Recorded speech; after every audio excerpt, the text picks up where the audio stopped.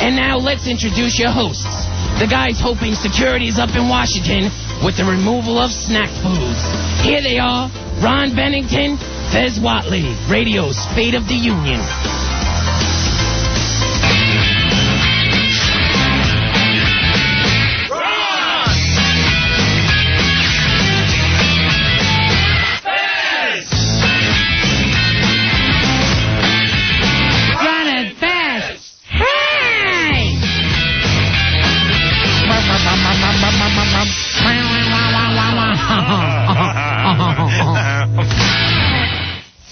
Everybody come see the great show. Gather up all juggalos and roll. Everybody come see the great show. Gather up all juggalos and roll. Down to the ground, get your ass out the way, 'cause Here we come! we bringing this spectacle to Indian sound. We got Freak show! Freak show! What a out of tease! people would love to Shot of tease! you think it's too good for us. Like show freaks, let me know. And I'ma whip smack your cheeks. Come on. Buddies! Get in them buddies! Ron Bennington, Fez WNEW. Hi, it's the Ron and Fez show. I'm Ron. I got a best friend. I call him Fez.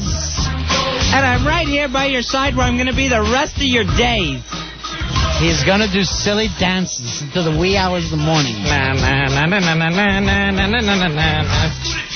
Today, I'd have to say, was the nicest day of the summer. It was just, I mean, the summer has been nice. It hasn't been too hot. But today was just perfect weather. It's so warm out, I'm going to die. You know, the next hippie that tells me global warming is a bad thing, I'm going to bring him into New York City in January. Speaking of the hippies, they're here tomorrow, right? Yeah, I believe, well, Thursday, the Economic Summit, or the Economic Forum, Right. World Economic Forum begins. So the protesters are going to be all around town. Now, do we know who some of the big speakers are at this forum? One of the names that popped up was Alec Baldwin. And I'm like, Really? yeah, I don't know how big it's going to be. But I guess these greenheads come and protest. Right. Because I don't know what they want, world communism or whatever. Yeah, I think you got Bill Gates on the card somewhere. Nice. So that's always big. nice. Now, are these same protesters the one that messed up Seattle a couple years back? Yes, Seattle in 1999, back in the 20th century. Now, do these folks realize that after everything we've been through since the 11th, we don't really need people coming here starting trouble. We've had it. Right. So now the one guy who's part of the protest group, he's in charge of anti-capitalist convergence. Right, because we hate money. Mm-hmm. That's his group. Now he's saying that people expect us to do something, not just show up. They're going to go off? Is that Right. the point? Mm-hmm. So he's apparently saying, how are you going to stop all of us? You know what I like to do? I like to bring them over to my house. We'll watch the big screen TV together. Capitalism can be nice in small doses. Let him enjoy a little TiVo. How that works. Yeah. I'm not saying I got to own companies, but I like a couple nice things in my home. He's going to turn around immediately on this. Yeah, exactly. That's all it takes. Sit him in a hot tub for a while. Joe Poo will also be doing a little more of his PSAs tonight. That's right. Due to the pending drought situation, Mayor Bloomberg wants everyone conserving water. Joe Poo, of course, our Assistant Public Affairs Director. Now, today, Fuzzy, we must have dried up more water than ever. It was so warm out there. Oh, yeah. I'll tell you what. I was out in the city, and I was just stinking. I was walking around in a T-shirt down the street today, and in a T-shirt, comfortable. That's what I did, and I was smelling right through it. It was so hot. I was going through dress shields. Why do you got to stink? I don't know. Well, because I'm not allowed to shower. Oh, yeah, that's right. I'm trying to do my part. In your case, I want you to shower. Really, I've been given city permission. Right. What we need, Fuzzy, if you want, just to make it a little better, we'll get you a hot blonde chick with a hardwood floor, and the two of you can shower together. You're just sitting there scrubbing her up in that shower, just soaping her up, rubbing that body lotion all over her. You got that garbage can. You got the wet spoon going with some hot little blonde. You all right? What's the problem? I think I'm coming down with something. You getting sick? I think I am. I think it's the weather fluctuating. Well, think about good things. Think about you and a blonde sharing a shower together. Just reaching over and smelling that clean smell on her. You all right? You okay? Must be getting a cold or something. Flu season kicking in. Now, Rosie O'Donnell, Fezzy, is quitting her show when? March? Either March or May. I can't remember. Seems like a crazy situation. You got a hit show on in the afternoon. You got all the housewives watching. Right. Why not stay with it? Exactly. Yeah, you got a nice setup there. Why walk away when it's all good? And turning it over to Caroline Ray. And that thing, the money just must be flying into that show. Oh, yeah.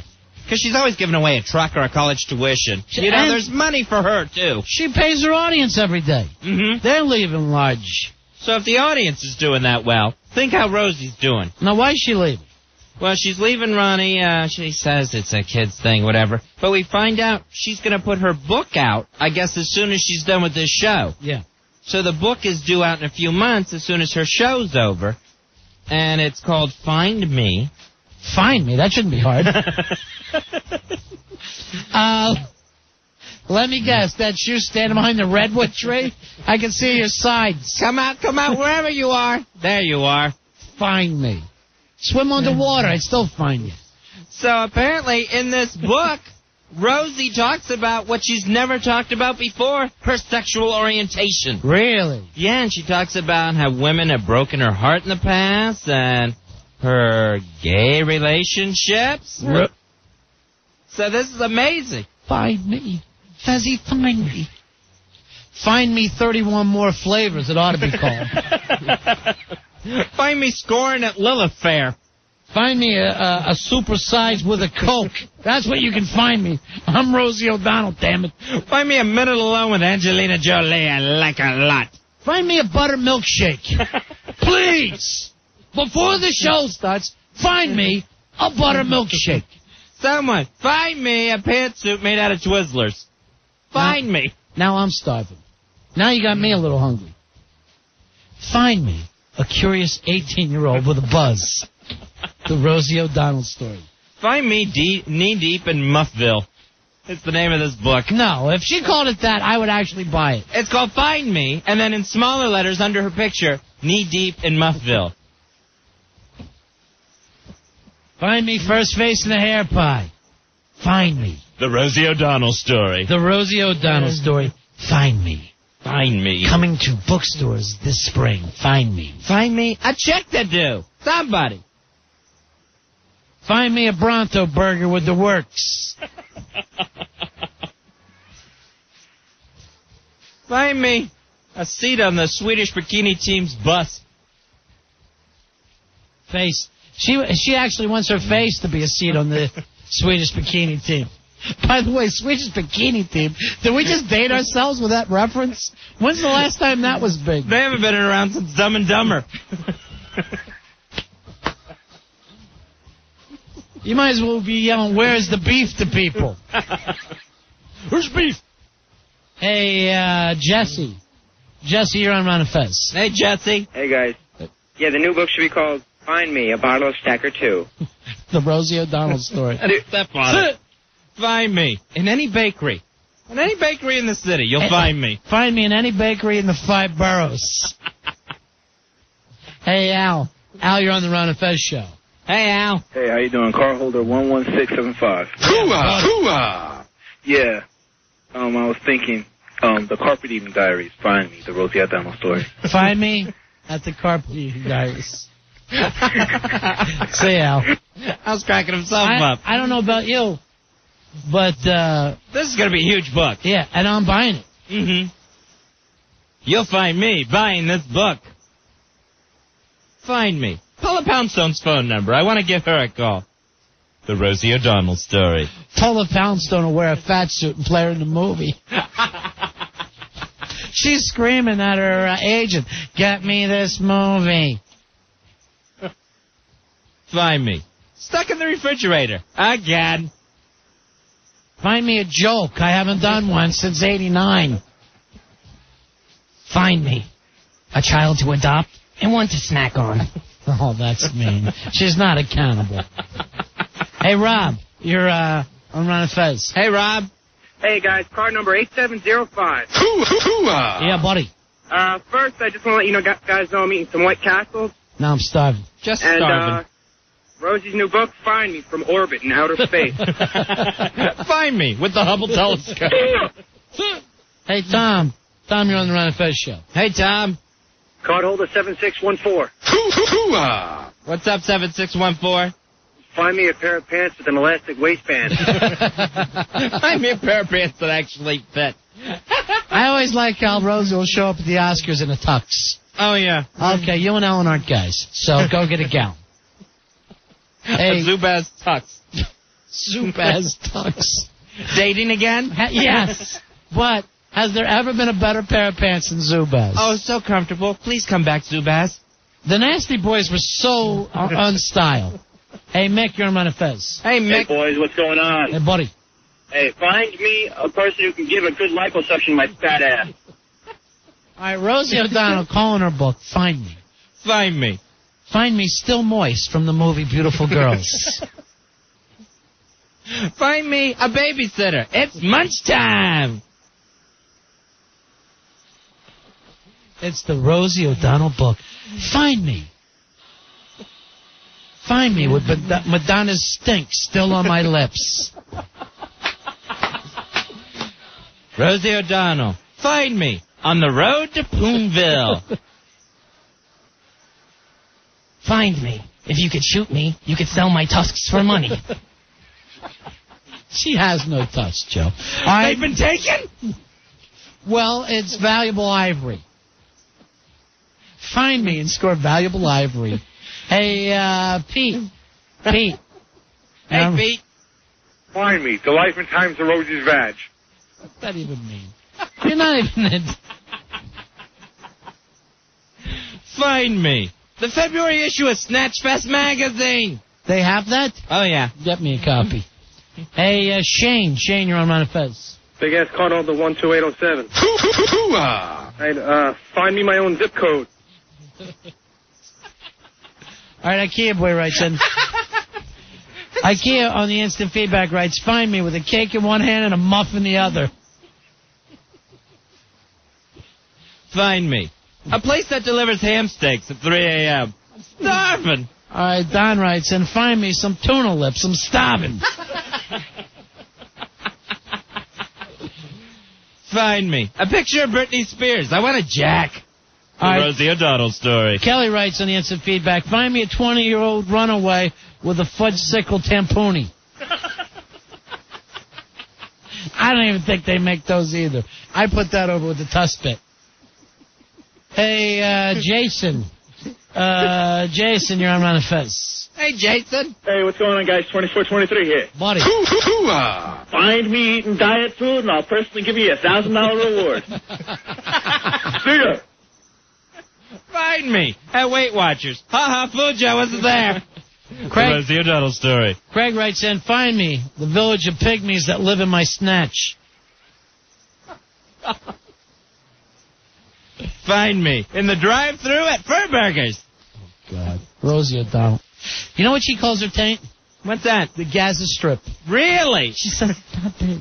Wow. And there's fighting going on there. I thought she called it the Great Red Spot. Jupiter. Hey, Nick. Nick, you're on Ron and Fez. Hey, Nick.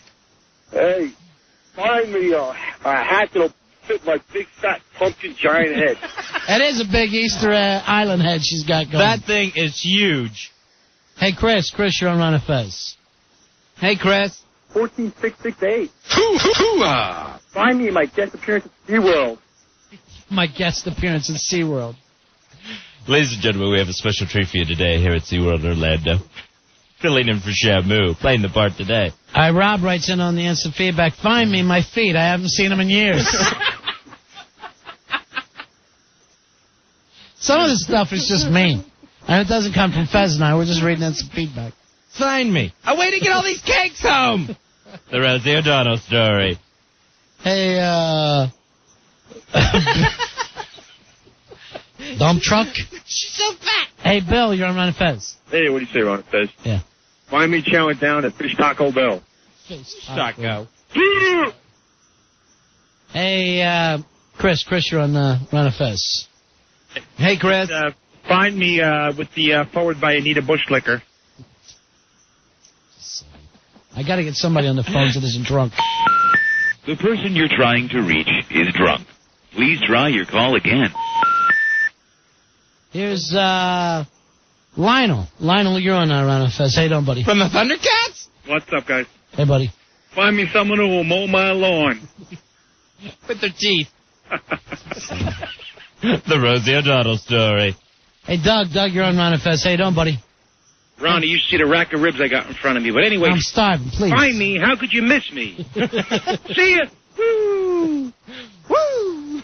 Hey, Marie, you're on Ron and Fez. Marie. Yes, hi. Hi, sweetheart. Find me. I'm not hiding in the closet anymore. Okay, baby, thanks. Mm-hmm. Well, when the girls try to play along. Girls not all that funny, are they? No. No. Mm-mm. I wonder why. I don't know. No. Still like to have sex with them, though. They better be fat or lesbians. I love to have sex with a girl that's wearing a discipline helmet, so I don't have to hear all that. And then also she can't look at me. Just that ball gag. What a great invention. Ball gag. I'll give her a ball gag. Hey, Jason, That's you're on a Roman helmet. Jason, you're on Ron and Fez. Hey, Ron, card number 12589. Find me a yodel the size of Gina Davis. Now I'm starving, serious. I haven't had a yodel in years, and I'm going out of my mind over Could it. you imagine a yodel the size of Gina Davis? I was like, what, 6'4" yodel? Oh, man. That'd be so good. I just sleep in it. It's the Rosie O'Donnell book, Find Me. Right, and in this book, Rosie O'Donnell comes out of the closet finally. Find Me. A drive-through at Furburgers. Why is she calling it Find Me? It doesn't even make sense. I have no idea. Find me, sitting right next to the man in the boat. The Rosie O'Donnell story. She's riding a shotgun with the man in the boat. Find me, hanging around the girls' locker room in school. Hey, Pete, you're on Ron and Fez. Hey, Pete. 2514. What can we do for you? Find me, filling the Grand Canyon with my fat ass. She's not crouching and dropping mud over the Grand Canyon. That's too big. What if that was her porta pot? All right, Pantera, our buddy, writes into us on the instant feedback. Find me. Quick, I'm stuck in the bathtub. I kind of acted it out for him, Fez. I try to sell the instant feedbacks if I can. All right, Craig says, find me some waif-like supermodel that I can pick my teeth with. All right, here's Eric. Eric, you're on Fez. Hey, Eric. Find me a psychiatrist. Oh, brother. Here's Stephanie. Stephanie, you're on Fez. Hey, Stephanie. Hey, guys. Yeah. Find me a kindergarten teacher ready to play all around McMulberry's bush. That's girl funny. That's Thank what I call you. girl funny. Thank you, guys. I'm always funny. Talk to you guys later. All right, Bye-bye. bye-bye. Thank you, Stephanie. All right, Howie. Howie, you're on Fez. Howie. Yeah, hey guys, what's up? Yeah. Instead of find me, how about find meat? I'm hungry. Find meat. I'm starving. Find meat now. Rosie hungry. I'll tell you this. This book's going to be a huge hit, and she's going to spin off into even another career. Yeah. She's done everything. She's been a stand-up. She's been an actor, a Broadway actress. She's done movies. Yeah, nobody feels sorry for Rosie O'Donnell. She's huge. Literally. I'll stop with that. Find me on the back of a hog, and I don't mean motorcycle. Yeah. Big girl. Find me, and you'll find Hoffa buried in my rolls. Jamie writes, find me a hairless taco. She looks like Mexican food with all the taco jokes you're getting. She is Mexico. Find me. I'm confused with a WNBA player that looks like Tom Cruise. I think I messed that one up. I'm sorry there, Juan. Big says, find me a crane to get out of the house.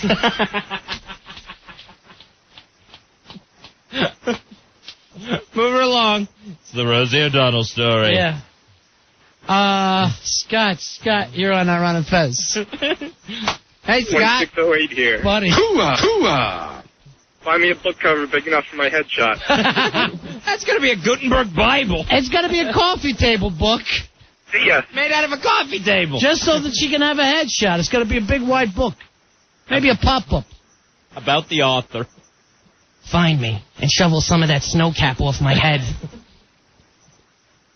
What's he mean, Fezzy? She's mountainous. Oh, okay. Oh. Sam, you're on Fez. I had no idea it was a Summit joke. Yeah, Hi, Sam. 10211. Hoo-ah! Hey, find me, because I already ate Waldo. Very good, man. Very good. What's got into Joe Poo lately? You doing more PSAs? Yeah, I got a few more. All right, and this is all. You're still worried about the water shortage? I don't think we'll have much by the end of summer. And these are running on every station, not just ours. Every station in the continental United States. Wow. Okay. Really? Because I thought it was a New York All drought. right, and why not have something for Hawaii? I'm warning people. And now, a message from Ron and Fez, WNEW, and the city of New York. Hello, this is Joe Poo asking you to conserve water. One way is to not drink so much of it. In my house, we break out the Jack Daniels, down some painkillers, and have an incest party. It saves water and brings the family together. Water. Conserve it. And your mom will ride you English style. All right, so we invite everyone to conserve. I don't know about that. Now I feel like drinking more.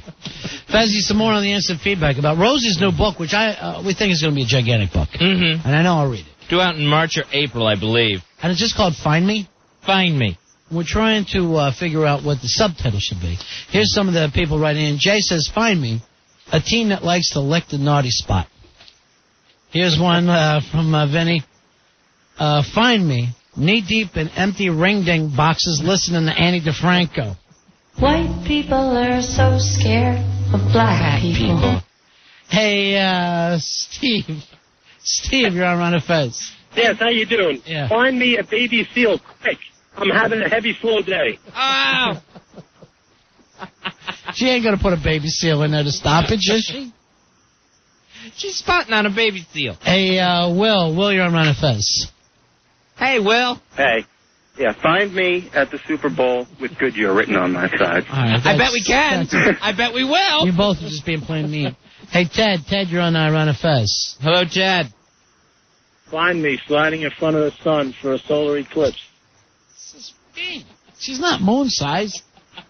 Now, here's our buddy, Johnny Hard Rock. Johnny, thank you so much for the chow last night. Yeah, it was great. Anytime. Find me online at a buffet. See you, Johnny. Hey, Joe, you're on Ron and Fez. Hey, Joe. 2766. Buddy. Hoo-hoo-ah! Find me. Cries from the lost school children inside Rosie's veg. The lost girl. Who's just going around in circles in there trying to find her way out. The book's going to be gigantic, though. It is going to be a good book. Much like the author. I'm going to look forward to it. Right. Look forward to it. She's going to talk about her relationship with her father, which was so tough. What happened there? I have no idea. Her mother died at a very early age. Suicide? I don't know why her mother died. And then, so Rosie, had her dad and her brothers and sisters. So her and her dad didn't get along. Then she talks about her heart getting broken by a woman, and I think she may get into her relationship with Kelly Carpenter, who she thanked at the Daytime Emmys. Huh. So that was the first signs of it, when she got her Daytime Emmy and said, I dedicate this to Kelly. I love you. It's not like everybody didn't know. Right, exactly. So what's nice is we finally get it in print. Now, is Kelly hot? Anybody seen her before?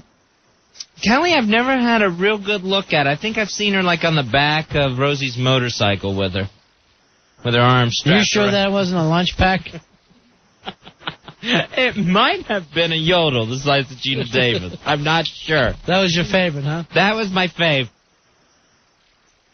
Some of these things are just plain mean, Fuzzy, but I think the book's going to be gigantic. Rosie's going to be just fine. Whatever she does well. Right.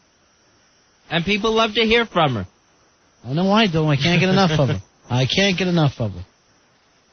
Here's Sam. Sam, you're on the Ron and Fez show. Hey, Sam. Hey, 10211 again. Hoo-ah! Hey, find me the story of the time I hid behind Texas during the game of hide and seek. Well, you wouldn't hide behind Texas because Right. it's flat state. Yeah, you'd have to be You under have to, it. yeah, underneath it at best. Some people get confused, Fuzzy. Yeah, they do. It's gonna happen. That's why you need someone on the phone. The person you're trying to reach is drunk. Please try your call again. Billy takes around the house. Don't mind him. He's just drunk. That's it, Billy, get the hell out of here. There's Billy. A lot of times he picks up the receiver and it's not the phone, it's actually a bottle of scotch. He just picks that up. He said he had a call. Hello? He told me it was an important call he had to take. Scotland was calling again. Now, Friday night, if you'd like to be part of it, we're doing a piercing show on Friday. Ron's Tattoos in Elizabeth, New Jersey is coming over. 908-289-7876. Any kind of tattoos or piercings that you need. We invited some of our friends to get pierced.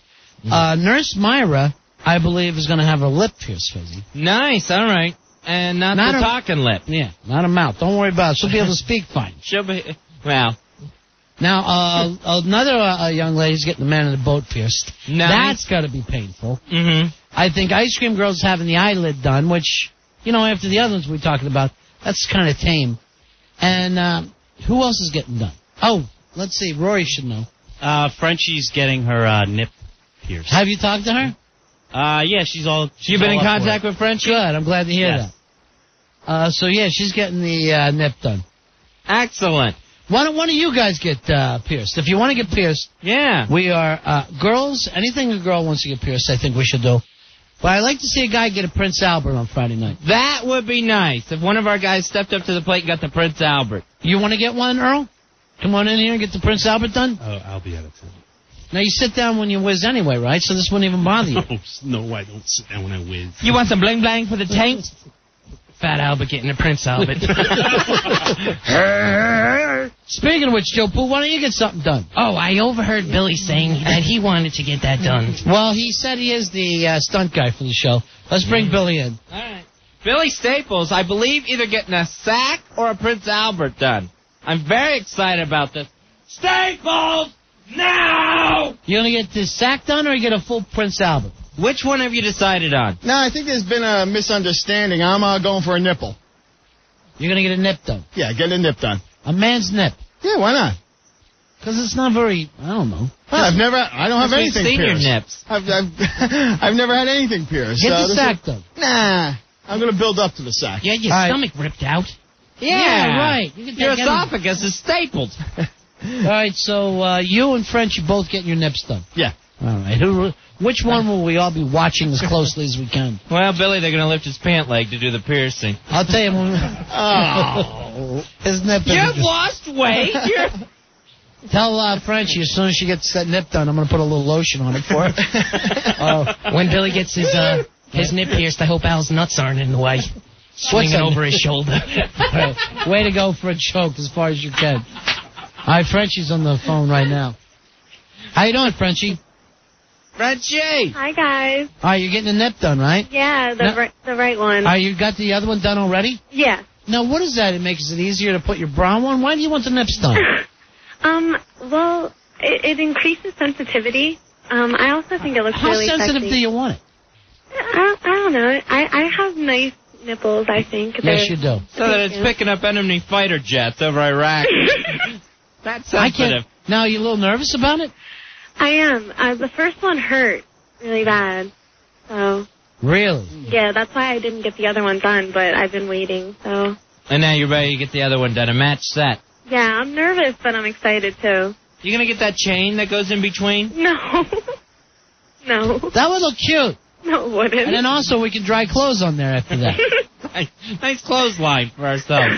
I know. From what I understand, you got to be totally nude to have this done. Yeah. Oh, really? Apparently that's like some sort of federal law. I don't know. I didn't hear this. I'm going to have to look into that. Mm-hmm. All right. Well, we'll look forward to see you on Friday night. Yeah, I look forward to it also. All right, baby. I'll talk to you later. All right, bye-bye. Thanks, Frenchie. So if you'd like to get pierced this week, give us a call. We'll see what we can do for you. 877 692-1027, 877-692-1027. I definitely want to see a guy get a Prince Albert. Yeah, I really want to see that. Get me Wonder Boy. Okay. Let's see. The new hotshot intern. Yeah. The Wonder Boy is the hotshot intern that everybody is crazy about here. He does such a great job. Wonder Boy, come on in, pal. Why don't you get something pierced, Wonder Boy? Still thinking about it. I gotta figure out what I'm, There's Get the sack done. There's sack or there's Prince Albert. There's only two choices. What's to think about? We need a guy to get a sack done or Prince Albert, and we can get a girl whatever she wants done.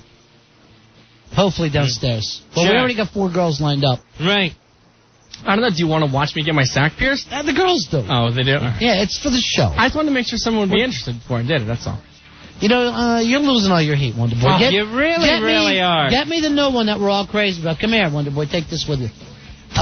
Get me Rachel, the Tenacious C, who we're crazy about. Okay. Boy, Wonder Boy is losing his heat. Yeah. Ooh, and his theme music. Yeah, it's going. Ooh, that was rough. All right, where's Rachel? That was a cold ending. The Tenacious C.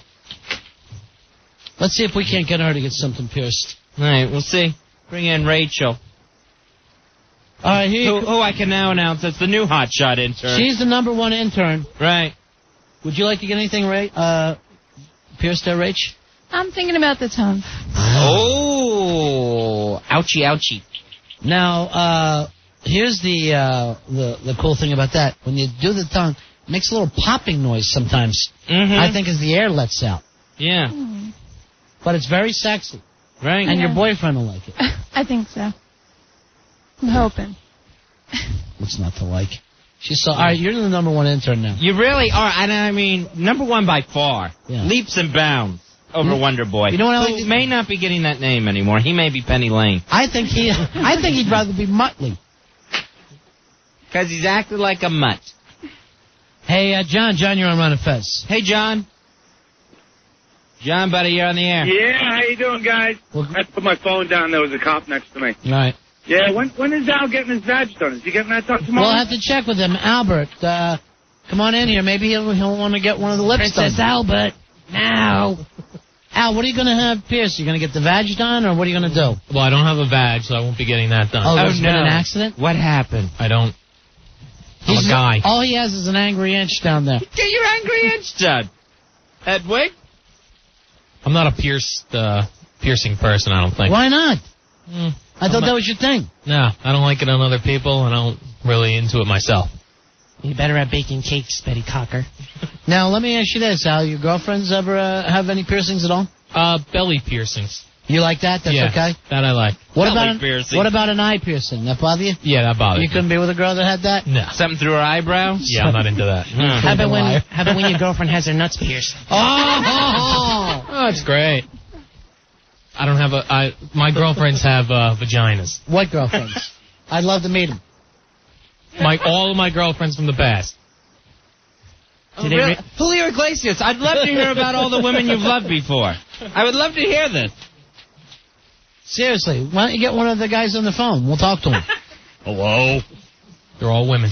Yeah, Al didn't like it when I got my badge pierced. All right, Fezzy. A lot of people want to be on the show here. They're calling, but first... Spy report. Uh-oh. Big news out of Nevada. Yes? The Nevada Boxing Commission denies Mike Tyson a boxing license. Man! So we won't get to see the big fight. Commission went 4-1. Who's the one guy who... I hope he still gets paid. Now, I wonder if they can do this in another country, though. Right, yeah. So what's scheduled for April 6th at the MGM Grand? What a great place for fights, Vegas. It's so perfect. But Nevada won't reinstate Mike Tyson to fight Lennox Lewis.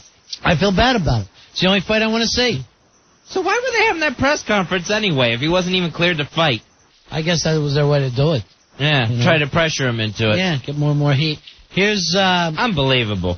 Here's the Rev. Rev, you're on Ron and Fez. How you doing, buddy? Hey, Rev. Hello? Yeah. Hey, what's going on? I'd love to get my sack pierced. Really? I already have a reverse Prince Albert, so that option's gone already. What's a reverse Prince Albert, if you could tell it to us gently? Let me think how to put it lightly. A regular Prince Albert goes through the hole and out the bottom. Right. I have a reverse, which comes out the top. I don't even understand it. I'm scared. Look, all of our guys have backed into the corner. You guys are getting one of these. One of you is. They're all holding their sacks gently. I'll tell you, it'd be each other's, actually. It'd be a perfect birthday gift. I turn 29 tomorrow. What would you be getting done, Rev? I think it's called a guiche. I don't know the exact name. The guiche. But I'd be willing. It's the very bottom of the sack, almost where the taint meets. Okay. All right, hold on. We'll definitely do a guiche piercing for you. Yeah. That should be interesting for the ladies to see. Yeah, the geisha girls. Yeah. I'm really looking to get somebody a Prince Albert because that looks painful. Right. And then anything any girl wants to do. I'd love to know who's tough enough on the show to step up to the plate and prove that, hey, I'm part of this thing. I'm with Ron and Fez. Oh, that feels so naughty. See, that's not bad when you get pierced like that. Right. It doesn't even bother you. We got to take a break here. We'll be back talking about some more piercings. 877-692-1027. We're Ron and Fez. Ron and Fez. 1027 WNEW. And now, a message from Ron and Fez, WNEW, and the city of New York. Hello, this is Joe Poo asking you to conserve water.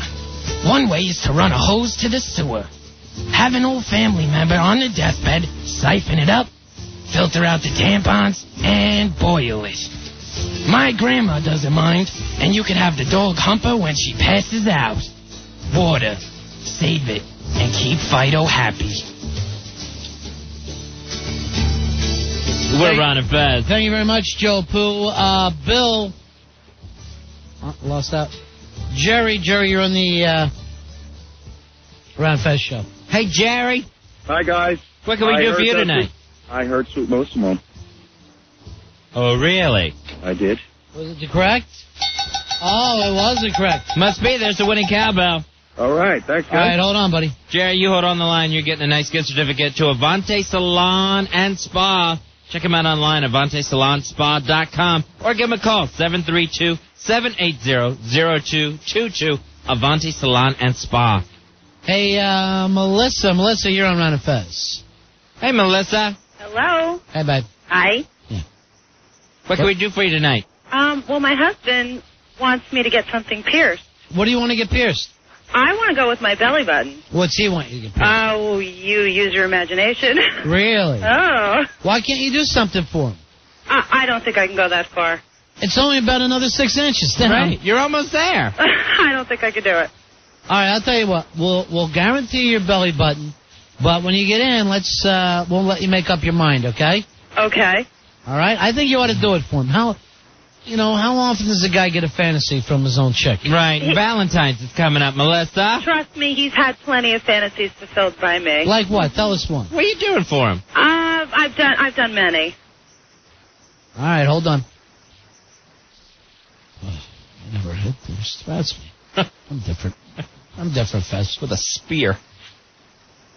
Anthony, you're on Ron and Fez. How you doing, buddy? Hey, Anthony.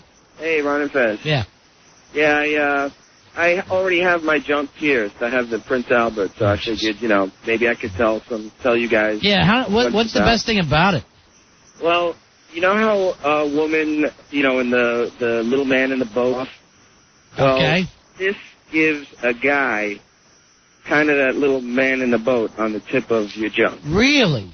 Yeah, wow. I never felt like I needed anything extra there. That's me. Right. Well, it kind of internalizes it. For a guy, when you're doing it with a woman, it's all external. You get that friction effect on the outside. I see. Or when you're doing it with another guy, right, Fez? No. But anyway, it's all external for a guy, and that kind of internalizes it. Because when you're doing it, you've got the normal feeling on the outside of your junk, and then you... Why are my eyes tearing up? If this is so good, why are my eyes tearing up? All right, Anthony, but I'll tell you what, you've done a better job of explaining this than anyone else I've ever talked to before. So what you're saying, you're getting something new you've never had before. A whole new sensation. Well, for me, it's not really that new. I'm submissive to my wife. My wife is my mistress, so I've had things in my junk before. But oh man, all right, hold on, bro. Now you completely lost me. Why are you submissive to her?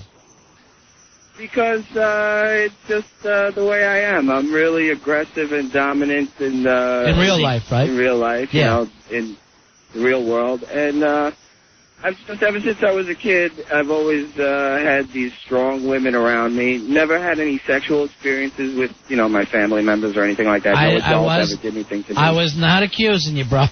No, but, I know you've had to answer that question before, though, right? I'm being overly defensive. No, seriously, though. All right, so when you get home, you like her to start running things.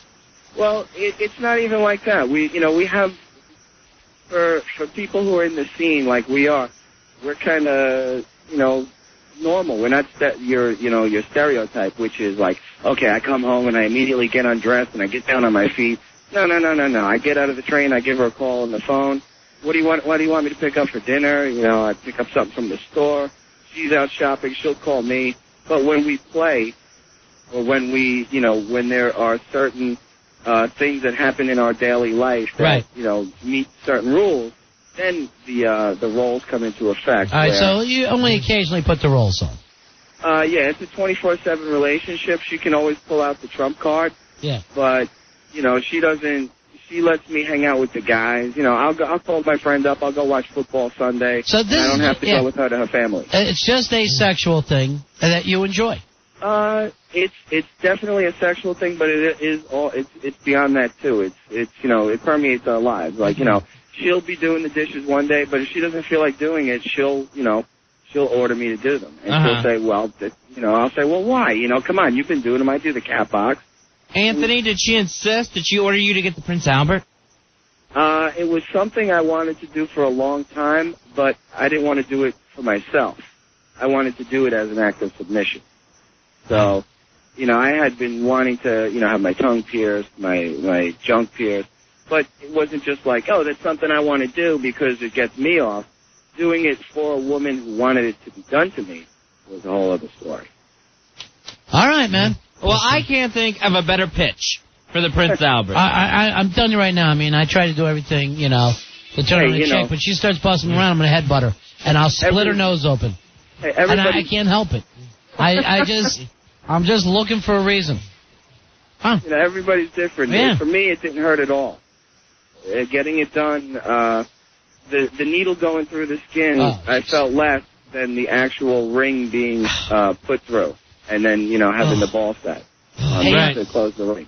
Hey, Antoinette, let me ask you something. What do you mean she lets you go watch football with your friends? Come on. You can't say that. I got no respect for you. You got all talk. You let a woman boss you around? What are you, half a fag? This is his thing, Joe. What are you? Man, I got enough. Does she put the strap on and duke your cheeks? Confidence in myself, you big fat blowhard. What a faggot! Always talking Why don't you get a set of nuts and stop letting your wife boss you around? I can put on any what a homo! I know when the playtime is over. Playtime. Go to the store. What a faggot! Like hey, Joe, stand back.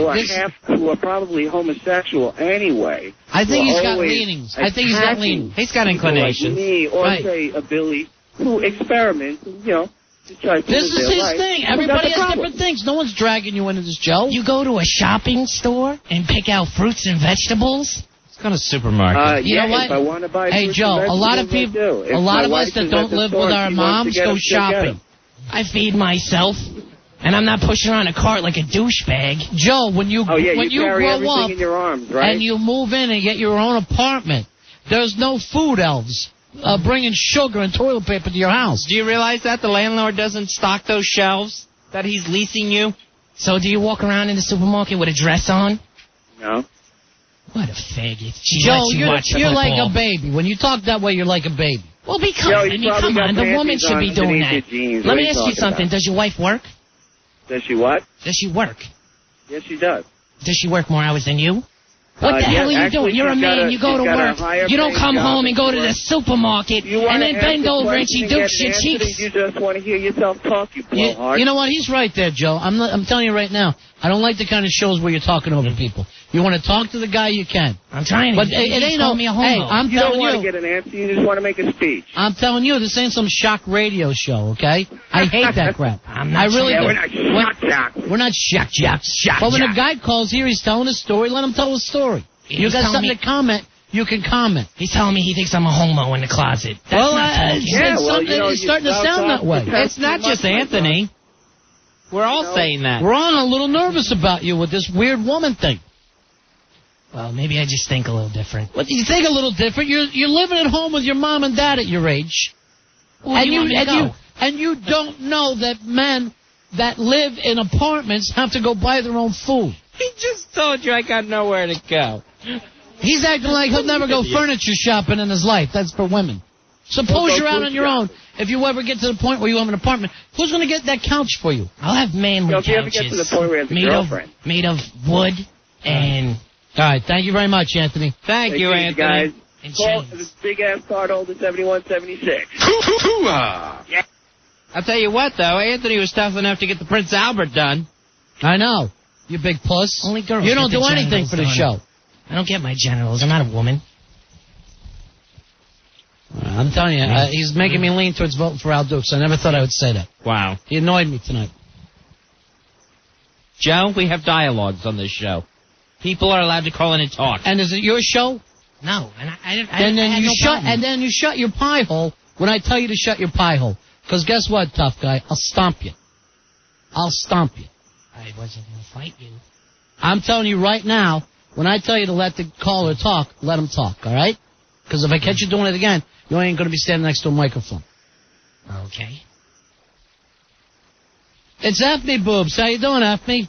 Hey, how you guys doing? Hi, Afme. Hello. Hey. I'm coming in Friday night. Good. What are you going to have done? I'm going for the nip. Oh, my honey, God. We don't have a piercing that big. No, we're going to need barrel rings. What are we going to do? End up using horseshoes there? I can't wait. I can't wait for that. Now, Get a hula hoop ready. Have you, have you ever done this before? No, I've had my belly button pierced. That's about it. So I'm freaking out right You a now. little nervous? Yes, I'm very nervous. No, I'm you're gonna, excited. Are you just going to have one done or are you going to have both done? I think I'm going to do one, see how that goes. All right. All right. I'm excited. I can't wait to see you Friday night. Too. All right, bye-bye. All right, I'll see you Friday night. All right, sit. It's Ron's tattoos that are coming in. Elizabeth, New Jersey, where they're coming from. All right, they're going to need a few guys to hold that pup. I know. To get that nip pierced. Hey, Rocky. Rocky, you're on Ron and Fez. Hey, what's up, guys? Hey. Card number 439. I want to come in and get my tongue done. Really? Your tongue? Yes. Why do you want to get that done? I tell you the truth, I might get my junk before my tongue. Really? I can't have anybody mess around my tongue. Here's the thing. I've been drinking a lot of orange juice, and I got my canker sores all over my mouth. Why? That hurts so much right now. My mouth is completely torn up. I can't imagine a tongue piercing. Oh, by the way, I talked to your doctor today. He called. I forgot to tell you. Those canker sores ain't from orange juice. They're not? They're just from OJ. It's a different situation. Oh, no. All right, hold on, Rocky. We'll take your name and number, all right? All right, guys. Hold on. Here's Jason. Jason, you're on the Ron and Fez show. Hey, Jason. Hey, guys. How's it going? Yeah. Hey, I love your show. Listen to you all the time. I work at night. And, you guys keep me going, definitely. All right. I've had my tongue, my navel, and my junk pierced. Oh, jeez. What was your favorite? The junk. Sure. Why? 'Cause my girlfriend loved it. But then she wanted me to take it out because if we had sex too often, it started to hurt her. Yeah, that seems to be a problem. Yeah. I know it'll shred a condom for you. Yeah. All of a sudden, it's junkyard wars down there. Yeah, see, I can't deal with that. Just metal on metal. You're pierced, she's pierced, and you're clanking together. All right, All right, hold on. Billy's going to talk to you. All right, you hold on the line. Staples will get your information. Oh, I don't know, Fizzy. Well, that's going to be a tough one. 877-692-1027. It's the Ron Fez Show. Ron Fez. 1027 WNEW.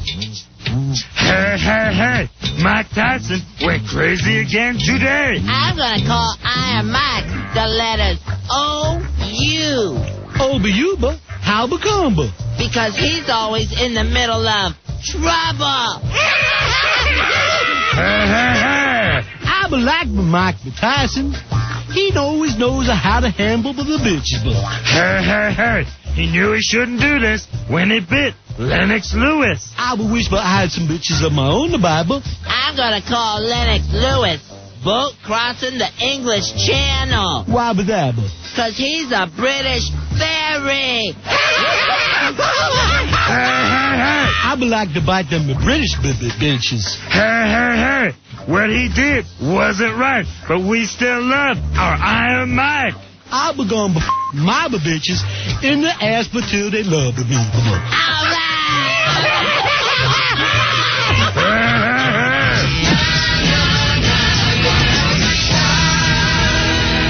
We're out of Fez, as reported from an earlier spy report. Nevada, the state of Nevada denying Mike Tyson his boxing license. Right.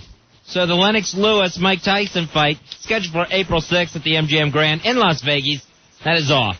That's a heartbreaker, Fuzzy. That's horrible. Black Girl was telling me that's going to cost the city of Las Vegas $300 million. How do they figure? How is it going to be $300 million? That sounds like Vegas bragging. No, I read it somewhere that, because hotels, all the high rollers come in for championship fights. And they were saying this is going to be the highest grossing fight ever. And they actually thought that $300 million would be left behind in Las Vegas. Well, there's two fights. There's going to be one. There was supposed to be one in April and in October. Both in Vegas. Well, we call that Rocktober in this business. Oh, you should know that. Oh, I know it too well. So the fight is off for now. No, that's too bad, Fuzzy. So. You know, he's a nice boy. I don't know what happened there. You know, he just had a bad day. He's a nice boy. They had him in front of the athletic commission pleading his case. That must have been brilliant. Yeah, right. That must have went over great. That was another Gettysburg. That must have been another Gettysburg address. Hey, Danielle, you're on Run of Fez. Hi, guys. Yeah. Hey, Danielle. What's up? I'd like to come in on Friday and maybe get my tongue pierced. Really? Yeah. Is this something you've been looking forward to? Well, I've had it done 3 times before. And it just never takes. Well, yeah, I always wind up swallowing the things. Oh, my God. So. Then you got to pass it? Yeah, it's pretty bad. God, I can't even think of that. But I like it. All right, thanks, Danielle. Hold on, all right? Thank you. I'll talk to you off the air. Yeah, we're going to get your information. Billy drinks around the house. Don't give him any drinks tonight. He's training. He's got a big fight coming up. He really does. It's a big-ass night of fights. February 22nd in Farmingdale, Long Island. I can't wait for that. Hey, Jay, you're on the Ron and Fez show. Hey, Jay. Jay? Hey, Eric, you're on Ron and Fez. How you doing, Eric? Hey, how's it going, guys? What can we do for you, Eric? I was listening to Joe Poo before, ranting and raving about only faggots shop. And I have to tell you something. I tend to disagree with that little douche nozzle. I think that men shop to keep control of the money in the household, because every time I send my girl out shopping, she spends money on stuff that I don't want her to spend it on. So it's a control thing for me to do the shopping. So now, it's more of a masculine thing. Joe left the studio, Fez. I haven't seen him since. It's always the same thing if he gets yelled at. Right. You know, he gets all, he's a kid. He gets all the time in the world. I'm sorry, but I don't want anybody on the show screaming over the callers all the time, like one of those stupid talk shows, and the other child when he does this bit. I know, it's a ridiculous thing to say anyway. And most of the people have their wives working. I don't understand what it is. Fezzy, you're going to have to take him to the side. Okay. And say to him, you're not making sense, Joe. Right. See, he doesn't understand that people actually have a world where they work, and they earn money, and they have to go out and provide for their families and their children and everything. Now, is he's off in some corner somewhere? Should we wait to the end of the show? Or is he done for tonight? Is that how it happens? Bring him in. You know, I don't know. I don't know how the whole thing works. I'm sure he's gloomy Gus in a dark corner somewhere. Right, like I hurt his feelings. Well, it sounded like he after you yelled at him, he was the one that was wearing the dress, to be honest with you. He sounded like he was your bitch, Ron.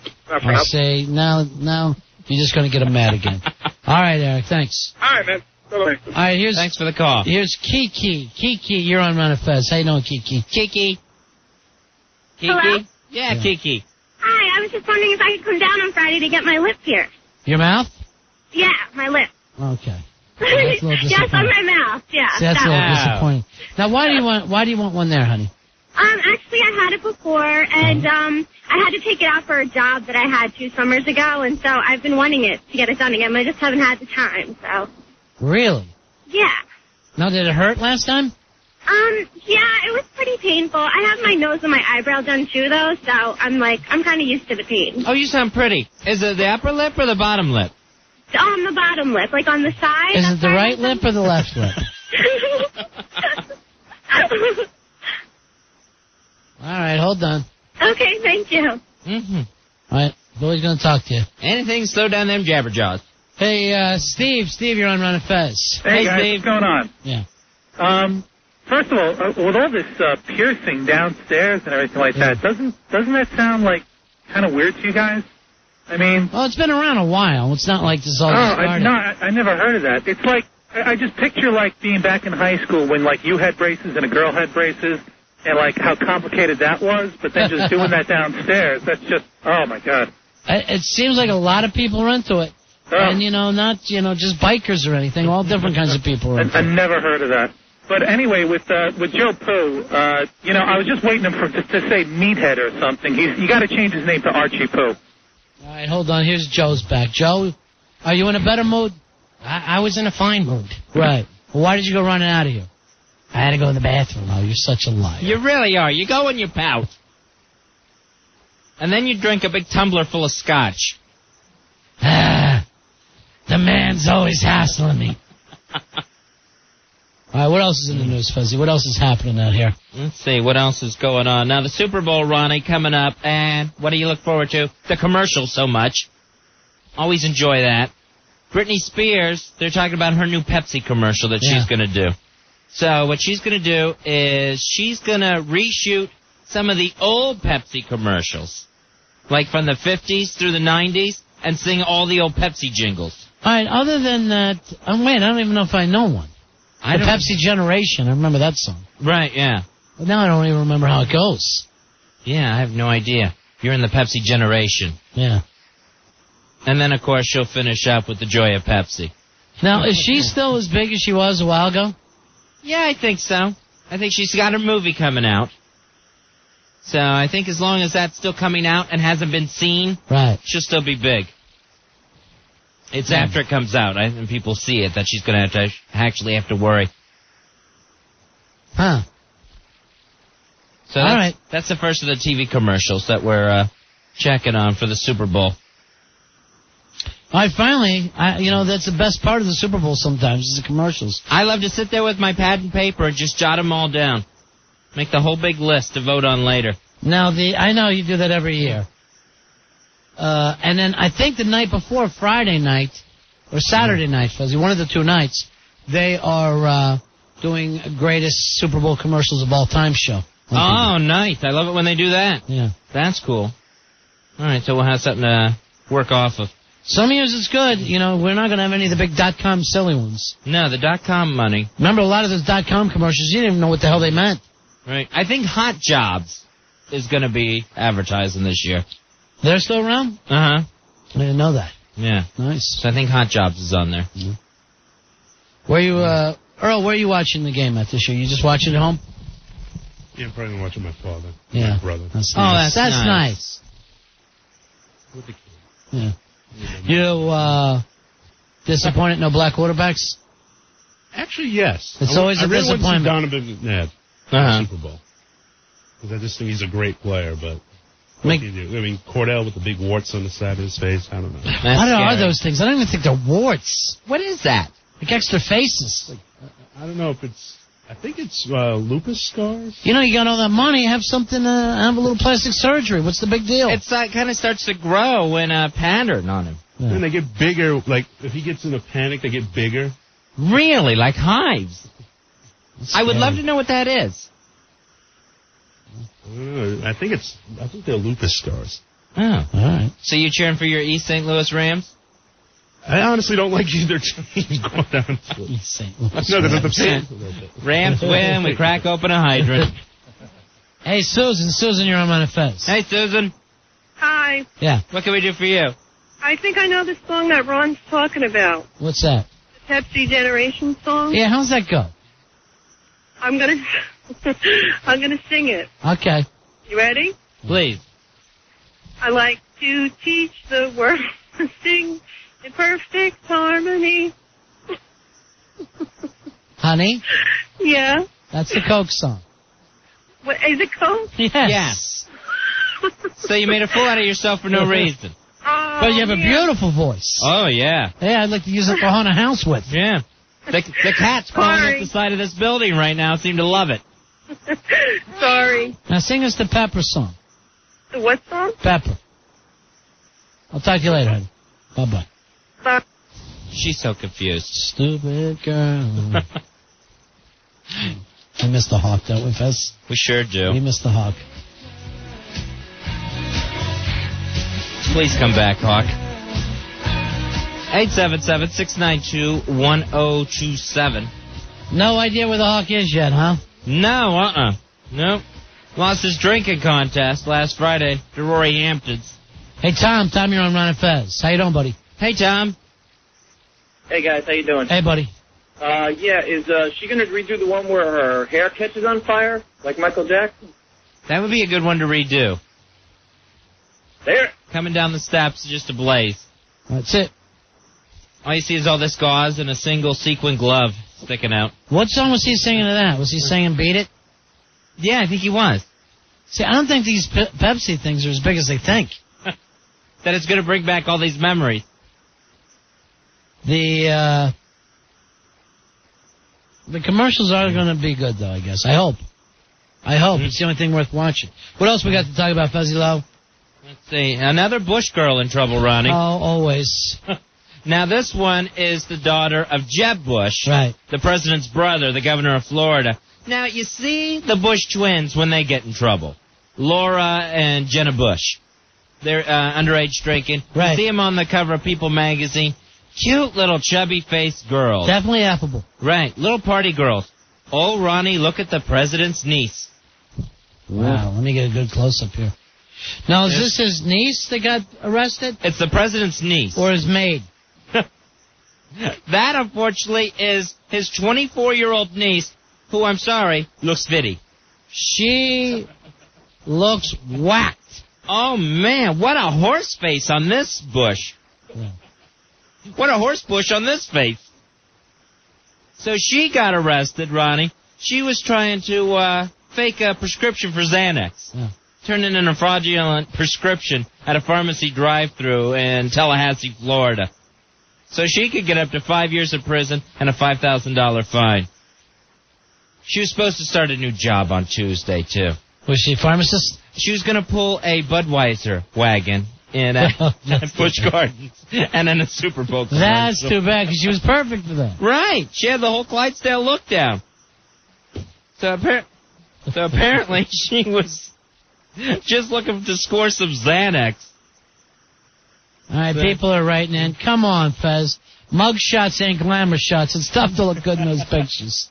That is true. Very few people look good in a mug shot. All right, all I'm saying is Noelle Bush. That's her name. Why the long face? All right, so seriously, why the really, really long face?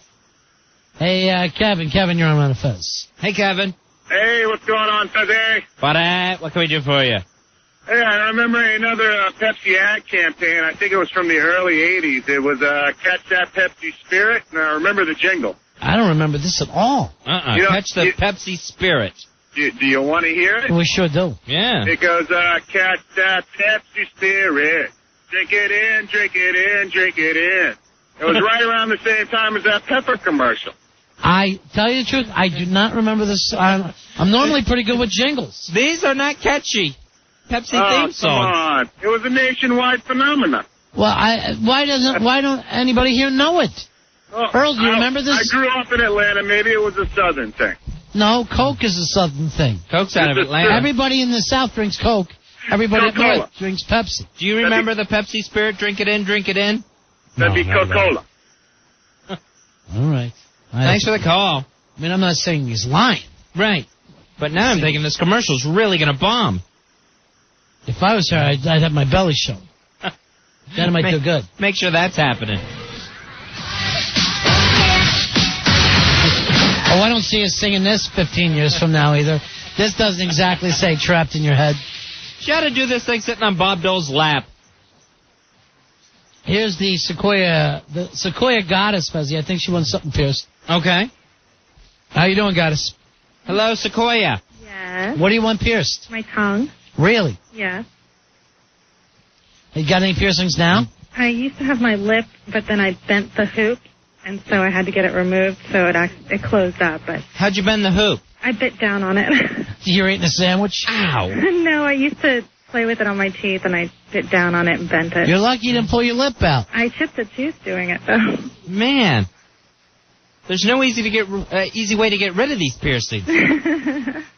No, but you can't tell I ever had it. There's just a little tiny mark when I smile. All right, hold on, Goddess. We'll bring you in to get your lip pierced. All right, you hold on and talk to Billy Staples. I don't know if I want anything in my face like that. Nothing in my nose. Right, you remember former producer Flipper? Yeah. Had the nip pierced. Right. And what happened to him? He's outside. He's putting up a basketball hoop out in his backyard. The thing falls. He's got the hoop up. The thing falls. It comes down. The rim, no lie, catches the nip ring on the way down, rips it right out of his chest. Nip and all. Nip and tuck. Pull the nip off? Slice the nip. Took like half the nip off. Oh, God. And you can't grow that back, can you? No, I mean, it's all scar tissued over. It's ugly as anything. Oh, man, he punched a hole in the wall. He was in so much pain, he was writhing. You know, people are always going, well, this is ancient tribal work. Yeah, well, those people lived to be about 24. Mm-hmm. Those ancient tribal people. And didn't have basketball hoops falling down. They used to eat other humans. Let's not make a big deal out of them like that's something happening. Hey, Dwayne, you're on Run the Fist. Hey, Dwayne. Hey, guys. I know the song, Pepsi Generation. All right, this is the Pepsi Generation song. Okay, feel free to jump in at any time, Ron. You'll know when you hear it. All right. It's the Pepsi Generation coming at you, going strong. And it goes on from there. Does it ring a bell? Now, that was from the 70s, right? I don't know how far away that is, but that's the Pepsi Generation. That has more of a 70s sound to it. All right, how does it go from there? Let's see. It's Pepsi Generation coming at you, going strong. And then it goes something like this. Now, this one seems more familiar to me, Fez. Yeah. And then it gets that refrain, you've got a lot to live, and Pepsi's got a lot to give. All right, that makes sense to me a little bit. Right? Yeah. In this article, talking about the Britney Spears thing, she starts singing, "Come Alive, you're in the Pepsi Generation." You remember the words, "come alive"? All right, thanks a lot, Dwayne. Okay, guys. That's it. Hey, Tony, you're on our Run of Fez. Hello, Tony. Hey, Ron and Fez. What can we do for you tonight, Tone? When Michael Jackson did the commercial where his hair caught fire, he was singing the jingle to the tune of Billie Jean. Yeah, and that's right. Like, they would just make their own parodies in those days. And just say instead of Billie Jean, he would sing Pepsi Generation. Oh, and then wasn't there a Don Johnson hanging around with the guy from the Eagles commercial? I forget. Oh, with Glenn Fry? Like, you belong to the city for Pepsi, though? Right. But, see, I don't think these were as big as the Coke songs. And the only other one I remember is, like, Michael J. Fox, like, doing stunt work, trying to chase a can of Pepsi. Right, but he wasn't singing, right? No, No, and he won't be able to do those things. Heckler says he knows these songs. Hey, Heckler, how you doing, buddy? Heckler! Hey, guys, I got a horrible cold, but This song was written by Barry Manilow, by the way, before he became famous. Okay. It started out, join the Pepsi people, feeling free. Join the Pepsi people, you and me, all across the nation. It's the Pepsi Generation, feeling free.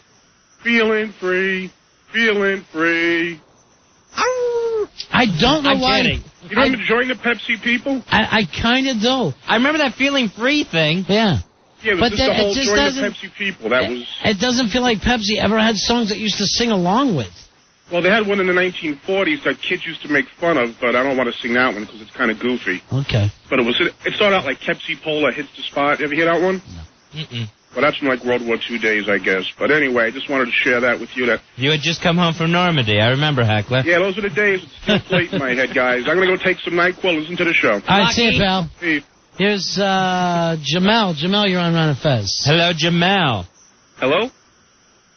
How you doing, buddy? Hey, they had the one with Ray Charles. You know, he was like, you got the right one, baby. Oh, yeah, I remember you got the right one, baby. All right, but you notice this? It's not like you can just sing it.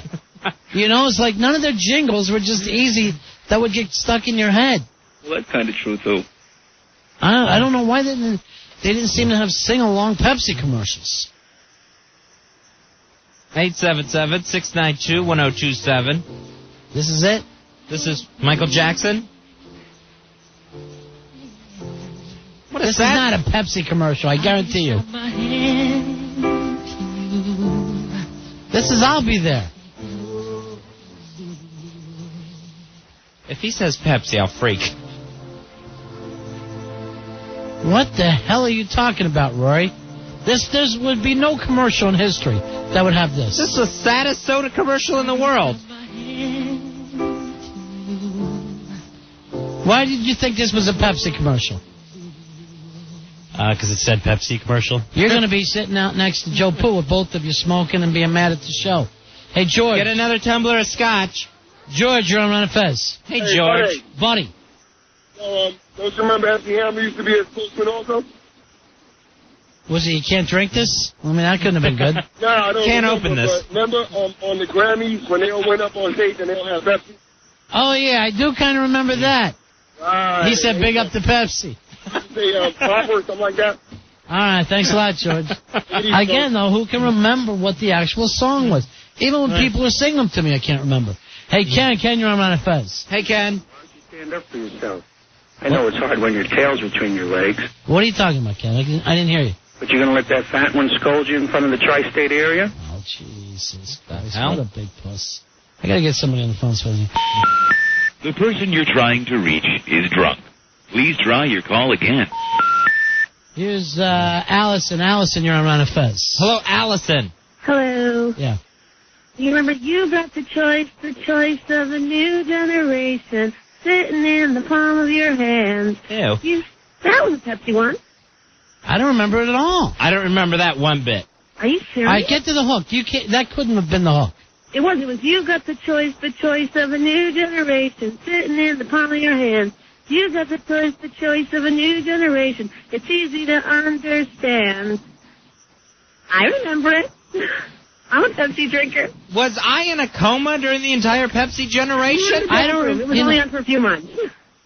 And, normally if it's a good jingle, it'll be on for a year or two, but these things never are. Right. Everyone knows that Teach the World to Sing. Right. It's because they're doing some corporate sponsors and getting big names to do, and they keep changing it around. Yeah, but they never had a hit yet. Well, that was all right. You think with all the big names, we remember some of them. Well, Britney Spears can't sing. Ray Charles couldn't sing. I mean... Yeah, right. There's always something wrong with everybody. Thanks a lot. There's always a handicap. Hey, Will, you're on Run of Fez. Yo, word up. Word up. Word. Dude, you got the right one, baby. It was Diet Pepsi, not regular Pepsi. Ah, okay. That's probably why Roy made that mistake. Different. All right, thanks a lot. Different. Peace. Earl, please, into a microphone. What's he singing back there? I have no idea, but he's just talking a mile away and right behind my ears. He's not used to being with the show anymore. It's been a long time. It's been since Muni. Hey, Jeff, you're on Run of Fez. Hey, Jeff. Hey, Ron. Yeah. Fez, how you guys doing? I remember the Diet Pepsi commercial, the first one when they introduced it. Yeah. You guys remember that one? No. It was they were like this. But 1 small calorie, now you see it, now you don't. Something like that. I'd love to get Britney Spears out of this gig, Fezzy. Is it too late? It seems to be a big problem for her. Someone get to her people, because she's going to relive great Pepsi moments. It's going to drag her down. During her Super Bowl 36 Pepsi spot. 877-692-1027. It's Ron and Fez. Ron and Fez. You're scaring me. Stop it. 1027 WNEW. We're Ron and Fez. By the way, this Thursday, Playboy is looking for women 18 years and up to be photo tested as possible Playboy magazine centerfolds and to star in a 2-hour reality TV special. Nice. That's going to air in May. Photo tests are going to be held at the Playboy offices. That's at 730 5th Avenue from 9 a.m. to 5 p.m. on this Thursday. Make sure you bring 2 forms of ID, one with a picture. Must bring a 2-piece swimsuit to the test. All I have is the 1-piece. All right, Playboy looking for beautiful young women. This seems highly unusual. I know. Oddly enough. So that's going to be this Thursday at the Playboy offices on 5th Avenue. Hey, Augie. Augie, you're on Run and Fez. Hey, Augie. Buddies. What can we do for you, Augie? Pepsi Cola old school. All right. Pepsi Cola hits the spot. 12 full ounces, that's a lot. Can or bottle, fountain too. Pepsi Cola is the one for you. Cha-cha-cha. What year is that from? 55. Ah, okay. Thanks a lot. 18. So 55. I guess you'll be picking that up, too. Oh, yeah. Britney Spears will be reliving those great moments. Come alive, come alive. You're in the Pepsi generation. Come alive. They've been pulling this Pepsi generation thing for a while now. You're in the Pepsi generation. Hey, Steve. Steve, you're on Run and Fez. Hey, Steve. Hey, what's going on? Hey, buddy. Hey, what about Crystal Pepsi with the Van Halen on the all through the Super Bowl right now? Yeah, what happened with Crystal Pepsi? What was even the story there? The clear colas. Yeah. Hide out, huh? All right, see you later, man. Hey, Doug. Doug, you're on Run and Fez. Hey, Doug. Hey, guys, how are you? Yeah. I think I got the song you were trying to think of. I got it right here. Okay, all right. Shining, feeling the sight of a brand new day. And you're the Pepsi generation. You're the spirit of today. There's a feeling deep inside you. Is that the one? That does not sound like a hit to me, Fuzzy. I honestly don't remember it, Doug. It sounds like a coffee commercial. But I'm sure it was a Pepsi commercial, but that's their problem. They've never had big jingles. Coke, it seems like no one ever, you turn around, they get a number one hit. And what's this one? This was the Spice Girls doing a Pepsi commercial? It's a wonder why they're unforgettable. 877-692-1027. Hey, Roy, let's play a game show. All right. 877-692-1027 to win right here on Run and Fez. We'll send you to the big-ass prize closet, your chance to get an Al Dukes mud pack. Al Dukes always having big-ass Al Dukes prizes that he's very, very excited about. That it takes him about 2 or 3 of them to put together to have something that people don't feel like they're getting ripped off. That's why we have Al Dukes spread his cheeks over a bin of prizes. He clamps together what comes out of the bin. That's your Al Dukes mud pack. You know you need New York.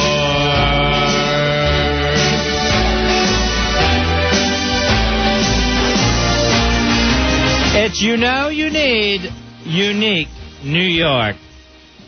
Remember, you have to be able to say the name of the game before you can answer the question. Eileen, you're on Run and Fez. Hi, guys. Hey, baby. You know you need unique New York. Oh, you couldn't do any better than that. Very nice. Thank you. All right, we're going to bring Roy Hamptons over to the microphone. He's got a you know you need unique New York question. I don't see Joe around. Joe's not going to read? No. I'll take care of it. Oh, you take it then, Roy. All right, Roy. It takes about 63,000 trees to make what? Wait a minute, say that again. A party? It takes about 63,000 trees to make what? An ark? Has this got something to do with New York? Yes, it has a lot to do with New York. 63,000 trees. Oh, this sounds bad. Has a lot to do with New York. This sounds really, really bad. Yeah. Let me see it, whether this should. I'm afraid to look. And apparently this is unique to New York. Yeah. All right. I do understand. It's something that, let's say, happens once a week in New York. Oh, okay. Okay? But it takes about 63,000 trees. Could that be right? That's what it says, yeah. That sounds dangerous. That's a lot of That trees. sounds awful. All right, this happens every week in New York. Yeah, people wait for it. People wait for it, huh?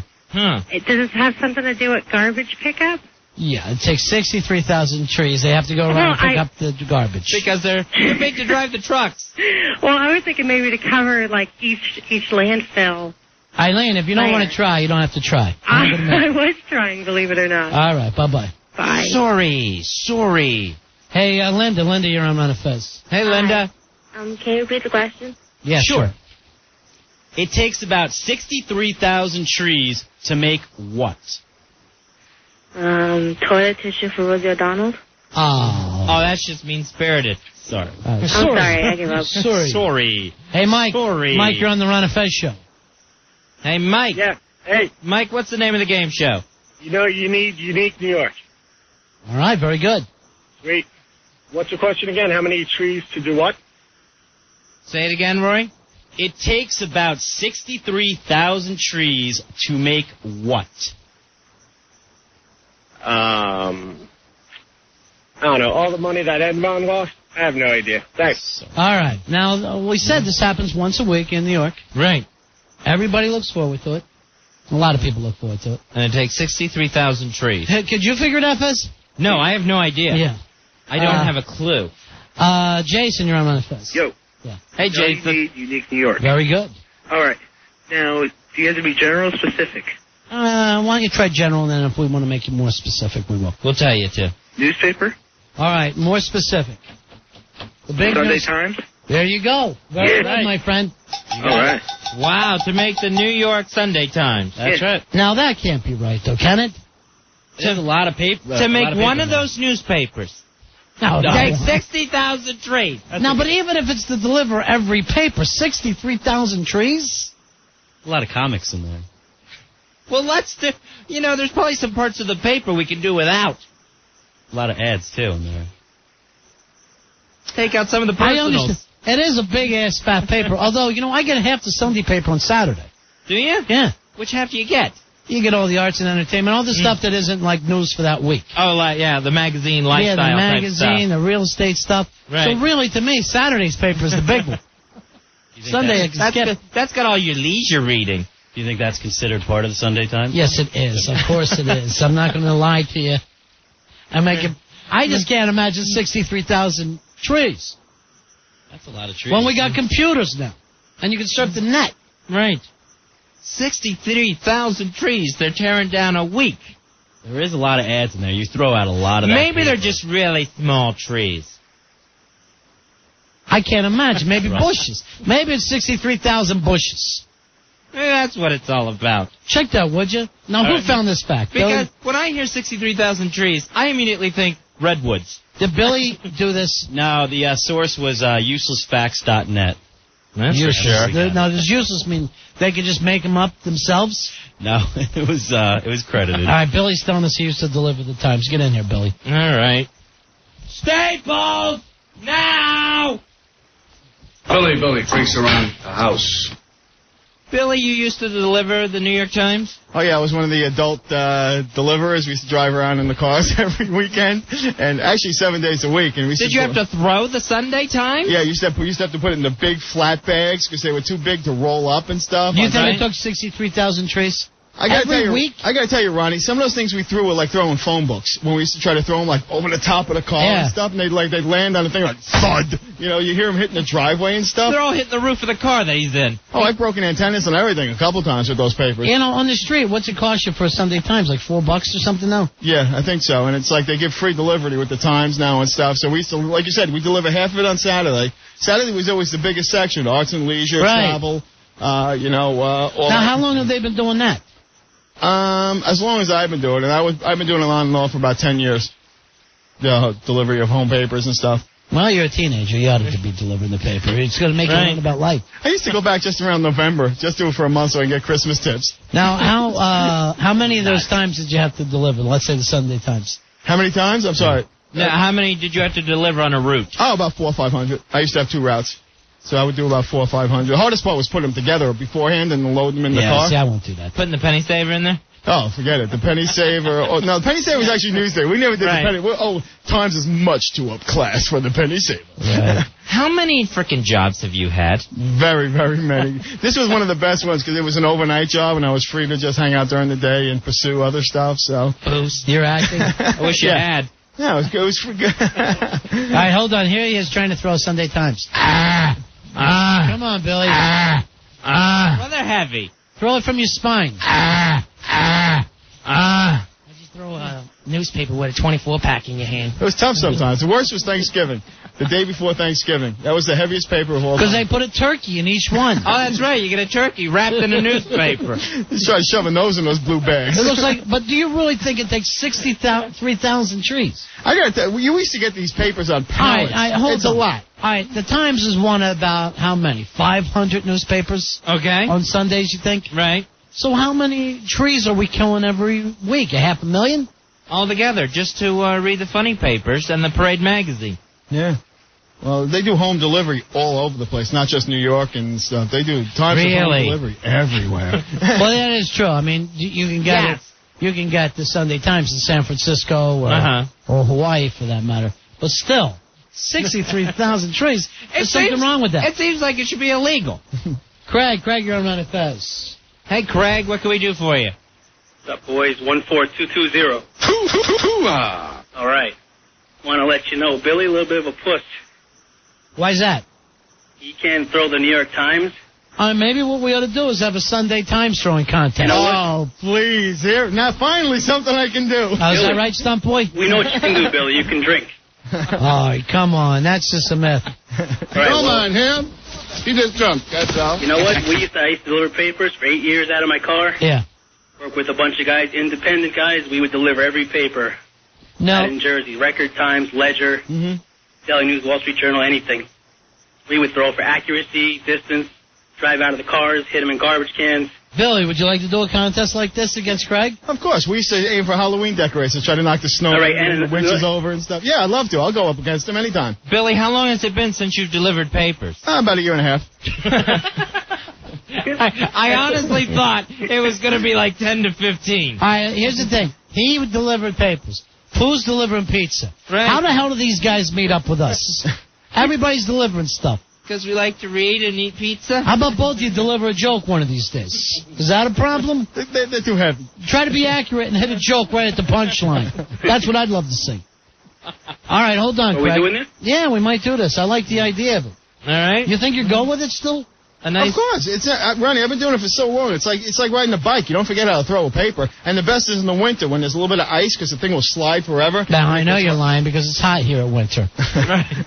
On a normal winter. You give him enough booze, he's strong enough to throw in New York City. Please, Joe. I know you're right. I don't know. I don't see him getting stronger with the booze. Were you drinking and driving while you were delivering papers? Sure, it was cold. It was had the little brandy under the seat, right? Other than this one, what other jobs did you show up for drunk? His worst day is that he threw a six-pack and drank the Times. Oh, forget it. He tried to drink the newsprint. He came home, his tongue was all black. Here's Don. Don, you're on Ron and Fez. Hey, Don. Hey, what's up, guys? How you doing, buddy? All right. You know, ever since I was going to school 15 years ago, they said that it takes so many trees to make a piece of loose leaf. It takes so many trees. Don't you? I don't believe it. I think there's some kind of theory or something behind it because there's a theory behind it, right? Don't you think that they were running out of trees already? All these you would years? think we'd be done with trees by now after 2 weekends of the Times delivery. Yeah, right, exactly. You get a month worth of the Times, and it's a wasteland. Are they considering the trees that get recycled when all the papers get back? Do you think they really How do do you that? recycle a tree? No, I mean when they send the newspaper. What the hell are you talking about? You think you can take the Times, plant it in the water, and we're going to grow a tree? Ronnie, he's stacking up Times, Sunday edition, and pasting leaves to it. Extra, read all about him. Newsboy is wacky. We get Christmas balls from it. Newsboy learns to grow trees from the paper. Billy Staples is the oldest newsie. All right, here's Rick. Rick, you're on Ron and Fez. Hey, Rick.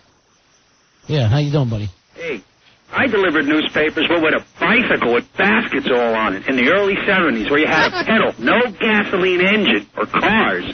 All right. Then what, you had to go uphill the whole time and it was in the snow. You never did it on a bike, right? No. I was way too cool for that as a teenager. What about after you lost your license? Yeah, cool kids. They're always papers. Yeah, it was in the early morning. No one got to see you, When you were a teenager, you had to do it after school when all your friends were hanging out and stuff. All right, so you've been delivering papers, 20 years now? No, about 10. I never did it as a kid. On and off for about 8 to 10 years. I've been going back and forth with it. Same as your probation. Those other paper boys must have freaked when they showed up and saw someone with pubes. And they saw him. They saw him. That's the sad part. Here's John. John, you're on Ron and Fez. Hey, John. John, yes. Yeah, how you doing? Good, not too bad. Yeah. Listen, I'm trying to get into the message for them. We're on the air right now. I'm in Bayside, actually. I've been listening to this station. Yeah, what can we do for you? Actually, I'm wondering about, how you guys are saying about delivery. In Bayside, we're out of control delivering. We have, a house every, 2 feet. They understand it? They have youth. They forget about it. You know how easy that is when a house is right after another house? Go into some of these suburban areas. You got to go a house and go up a circular driveway and try to find the house and winding road. It's Bayside and all these city streets. They're all numbered. It's simple. Let them do that. I mean, I'm talking about every 2 seconds you have a house. Bing, bing, bing, bing, bing. And you have to make sure everybody gets your paper. Do you bag in the car or do you bag ahead of time? See, that's the thing with me. If I was delivering papers, I would give one to every house on the street. I would not stop to see who's supposed to get what. You so miss it. And when your name comes up on the bottom line of a house that missed it, they are so pissed. Oh, yeah, they'll go crazy. Yeah. Oh, the New York Times people are amazing with the complaints. I've almost lost my job 3 times. You know, let me tell you something. I'm living in an apartment. My New York Times guy still throws the paper. I think he goes up to the elevator and he chucks. I come out every morning. I see my paper all over the ground. It's just scattered. I would do that too in apartments. You don't understand the time limit we have. There's a time limit that we have to get through the entire community. See, people are talking about, like, these out east, I don't care, in the middle of Queens, in the middle of Manhattan. They can walk through a Manhattan apartment, drop their paper. They don't drop the paper at each apartment. They drop the paper at the actual front desk. In Queens Bayside, we have every house will drop a paper every 2 seconds and determine if that is our house. So it takes you a half hour. What are you complaining about? I have. All right, you want in on this contest against Billy? Oh my gosh! Now, Billy sounds too good. All right, thanks a lot. All right, here's Mike. Mike, you're on Ron and Fez. How you doing, buddy? Hey, Mike. Yeah, I'm in. You guys are amateurs. Why? What happened? Just delivering one paper. I deliver 10 different papers. I bag while I'm driving. I'm the best. Yeah, so I used to bag 7 days a week in the car. I even bagged the Saturday and Sunday Times in the car. That was pot. Hey, good for you. Yeah, so I wanted on a contest. I'm not saying you're bad, you know. All right, hold on. How are we going to do this contest? Can we do it down in the courtyard, Billy? Can we set up some throwing paper things? What do we got to measure? Sure. Accuracy, distance? Yeah, you know what you'd have to do? You'd have to do it fairly. Have somebody sitting down and do it both ways because there's 2 different schools. You know, one when you're throwing to a house to the left of the car, it's like a frisbee toss. Sure. And then when you're on the outside, you either got to go over the top, over the roof, or some guys will keep the other window All right, so open. we definitely have to get a parking lot and do it in a parking lot somewhere, right? Yeah, and either have a chair or a car just parked there or something and do it for because it's a lot different from a stationary car and a moving car, too. What if we put you in a car and you come down 57th Street and you have to throw it in our courtyard? That's easy. I could probably hit the cow when we used to have the cows in the courtyard. Yeah, here's the problem here. I don't know whether driving. We can ever get a clear shot there. We can do it. Oh, here comes the paper. Paper's here. Damn it, my paper's late. Hey, Rob, you're on Ron and Fez. Hey, Rob. Hey, how you guys doing? Hey, buddy. These guys are amateurs. They're talking about delivering the Newsday and the Times. I live out on Long Island, and I used to deliver the Penny Saver. And they used to pay you 10 cents a paper. We used to have to deliver 1,500 to 2,000 papers every day. You got to get the papers. Get the papers. Yeah, but the thing with the Penny Saver is you go down the block, every house gets it. It doesn't matter. You just go to every house. You're talking about bagging 2,000 papers. And you're talking about you're driving around a car. And it's 1 day a week. On a bicycle with a giant bag around the front and one in the back to keep the bike balanced so I wouldn't fall over. But, man, it was 1 day a week. We used to do these 7 days a week. It's a hell of a lot different when you got to do 2,000 houses 1 day a week. And what time are you getting up in the morning to do this? Anywhere from like 1 o'clock to 3 o'clock. I would guess on those 3 o'clock days, the paper's really late? No. It's like 3 o'clock during the weekdays, because weekdays is a lot easier. It's very small paper. But on the weekends, you got to get to like 1:30. But it's all you guys only deliver like 40, 50 papers a day. Yeah, I wish. All right, hold on, man. Billy's so fast he could deliver the papers while cutting out his DWI articles. What, are you going to cut them out to let them know what you've done? Here, I found another article. Why it's bad to drink and drive. I didn't want them to know what I was up to. Damn it, there's another DUI article cut out of my paper. Well, it sounds like you might be the best paper boy, Billy. But when you grow up, what do you want to be? What do you think, a fireman, or what are you going for? I ain't going to grow up, Ronnie. Come on. If it doesn't happen by now, it ain't ever going to happen. All right, we'll take a break. All right. 877-692-1027, Ron and Fez Show. Ron and Fez. 102.7 97 WNEW. N-E-W. Based on a true story. Hawk versus Rory, Queens versus Long Island. It's the story of one man's desire to win. The egos get too inflated out there. I think it's time someone took him down, and I know Rory can't handle his alcohol, so. And his even bigger desire not to hurl. God, there he I goes. thought that was going to be a We're puke. losing the Hawk. White Hawk down. Uh-oh. Did you puke, buddy? Here he goes. On shot 60, it's out! White Hawk down. Based on the actual events of the Ron and Fez show. It's shooting out of his nose. What happens when one man must face his demons while his face is in a garbage can puking? It's White Hawk down. White Hawk down.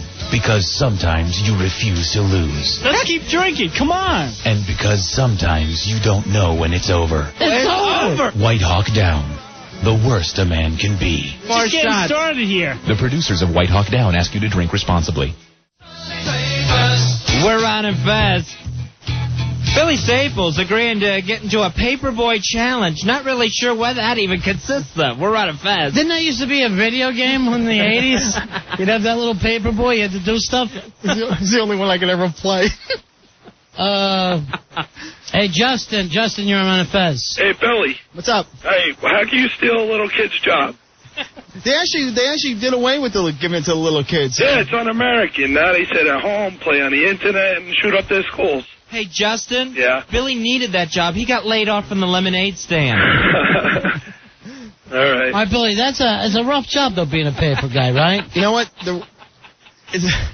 I did this twice. My mother did this, too. I yelled at her. I told her the same thing. It's cruel. It sucks. I did one day 500 papers.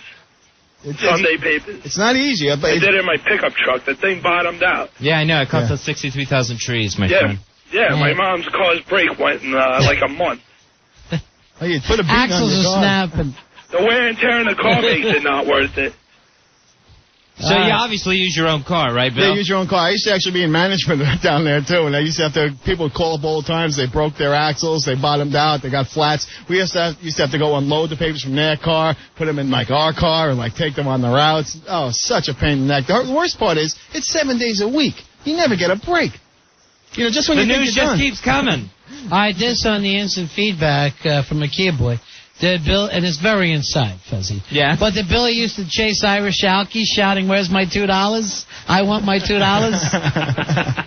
Bill, you've had some bad jobs. Oh, yeah, I've definitely had some bad Are jobs. you a paper boy? You a garbage man? Mm-hmm. What else? Phone guy? What else? That's probably the worst. I mean, the worst that you do. He's always worked in communications. That's if you consider garbage a communication. I've always been in the media. Probably the worst job I ever had was my first one when I was still in high school. I used to work at Hempstead General Hospital, and I used to assist a doctor. What? He was a proctologist, and I used to have to clean the instruments when he was done with the exams. You're lying. Oh, you're so disgusting. I swear to God. Did you ever inspect yourself? Inspect yourself. No, I used to go, and this wasn't before they had all the electronic cameras and stuff. You used to have to actually take like the foot-long pipe. There's like a silver pipe with a thing that went in the middle, and you used to have to insert it. All right. And then when he would get done looking around and stuff, and I used to have to set the guy up, then he'd have to take him back, and I had to clean him from whatever matter was left on there. Oh, God. How did you clean them? Now, what were you getting paid for that, too? Minimum wage. Which back then was about $1.10 an hour. Pretty close. So were you like sticking them in a dishwasher or what? No, I had to do it by hand. He was had to do it by hand. like it was a popsicle. Can I lick the beaters? Doctor, can I lick the beaters? No, like the doctor would hand them to me, and I don't try not to be too graphic, but yeah, people had to cleanse themselves beforehand, Sure. And some people wouldn't; they would forget. Those were the fun ones. They didn't forget. They knew exactly what they were doing. Like you could even think after you just had your butt reamed, then you're going to think, oh yeah, I have to clean that. Oh yeah, you used to have to put them in a bowl and with that some kind of I forget what it's called, that brown liquid, that whiskey. Whiskey. Crap. Yeah. Crap. That would have to be the worst job maybe ever. That is horrible. I don't know if anyone can top that. I know I can't. You know, there's always a job I know that I couldn't do, and that's the owner of a bait shop. There's something about early morning bait smell I think I can take it later in the day, but always when I'm going fishing, I go in that store, I have to go walking back out again. I think I would lose it first thing in the morning. You would have to have the afternoon shift at the bait shop. You know, not a lot of business there in the bait shop in the afternoons. All right, garbage guy, that had to be awful too, right? Well, I kind of made it awful, you know. I was doing my heavy drinking and partying days, and when's that? That's been for the last 40 years. This was about 12 years ago. It was pretty bad. And, I mean, it's a pretty disgusting job itself, because the truck I used to drive, you know, it's the front-end loaders, you know, the ones that dump it on the top and stuff. And garbage would fall behind the blade sometimes, and you used to have a little tiny cubby hole about 2 feet by 2 feet. You used to have to climb in and shovel it out every few days. And this was like all the fermented garbage and fish heads and guts and Chinese food waste. And all the grossest stuff would work its way into the cubby. The sludge. It was all the garbage sludge. I'll tell you. That's a bad word. Anything with fish guts, I don't think I could do, Fuzzy. I don't think I could work with fish guts. No, Yeah, I actually used to work at a marina, and it was great sitting out on the docks filling up boats, but at the end of the day, we'd have to go and empty all the garbage pails, and there would just be maggots all over them with fish guts and everything. I can't work with maggots. No, it's dumb. You do here. When I did a house route, when I used to do a house route, and you come up, pick up the can in the morning, jump off the back of the truck, and like the cans in the summertime would just be covered with maggots on the outside. And you'd be like, lift the can up, and you're like, and some people even have like rotted cans, right? Oh, it's horrible. You used to get I never had a bad can. Yeah. I don't go for that. Right. I think to me, when I see a guy out there with a rusted can, it tells you what the house must be like inside. Sure, there would be those old cans, and there'd be no bottom left in them. Right. You'd think they're just sticking their garbage in a cylinder. Oh, those are the ones that used to get a beating. Put that when we would empty like the lousy cans and stuff, we'd like bang the daylights out of them so that they always become unusable anymore, and the guy would be forced to get new ones. You should have just kept throwing the whole can and everything into the back of the truck. They'd call up and complain and make the people buy you a new can. You're working as a garbage man. You're telling other guys, believe me, man, when I was working at the proctologist, it was really bad. The rule of thumb is, too, Fez, with the maggots. Once you got a maggot on you somewhere, for the rest of the day, you always felt like you had maggots on you for the rest of the day. I would imagine, yeah. It was horrible. It's like you got one on your arm, and you'd be like, ugh, you know, you shoot it off, and then all day long. I'm thinking it right now. You got me itching. All day long, and they had a unique smell to them. Like, they were very bleachy. The maggots? Yeah, the maggots used to have a unique aroma to them, especially in the summertime. What's a maggot when it grows up? What's it become, like a flea? A fly. A fly. So disgusting. Right. It's fly larvae. Now I'm That's not rice you're eating, Billy. It's maggots. Oh, Lost Boys. Like they're in your headphones. Yeah, but you know, after a while you get used to it. After a while you don't even notice them. After a while, you know, it's just like it's part of anything. You know, like oh God, more maggots, big deal. You must have had a hard life growing up in the Roaring 20s. He used to be standing. Roaring drunk 20s. He would be standing on the running board. Jumping out of that rumble seat got to be a little hard sometimes. Here's James. James, you're on the Ron and Fez show. Hey, James. Hey, brothers, how you doing? Yeah. Yeah, Billy, I want to apologize to you, man, because I talked to you when you was on the drunk show. I'll take your word for it. And I thought of criticized you, wanted to know if you wanted to still be on the show, but now I realize you deserve some happiness in your life. You need drinks, you need parties. It's right after, every day after work. Nobody, and you know him personally, so. All right, thanks a lot, James. Now, I used to work on the car lot. Man, I don't have anything as gross as you, Billy, but I used to have to, like, clean used cars. And people would just dump those things off, and there'd be 20 years of crud, it seemed like, underneath the seats and everything. Oh, we'd have to get on there and clean it all out. Try to make this thing look presentable. Here's Chris. Chris, you're on Ron and Fez. Hey, Chris. I worked at EMS for many years, and the guy you have on was talking about maggot stories. Mm-hmm. How about finding a body in the middle of somewhere in a heat wave, 2 weeks old, dead?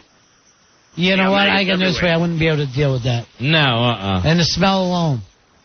Well, I couldn't work with dead bodies. I don't care what the situation was. I'd quit. Well, we used to have contests, have a big sit-down bunch, and then whoever got that job, we take it, and we go race to that job, and whoever throw up first would lose.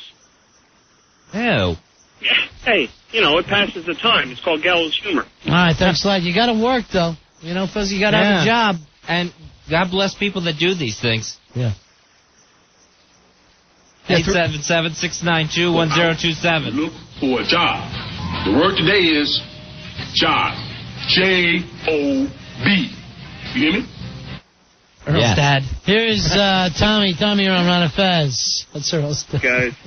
Hey, Tommy. Yeah. Yeah, we can hear you, Tommy. I used to clean out foreclosed, abandoned buildings, and the people used to live in there after the plumbing was shut off. The halls would always be lined with buckets where they used to crap and pee in them. We used to have to bring them out to the dumpster, and they were always filled to the top.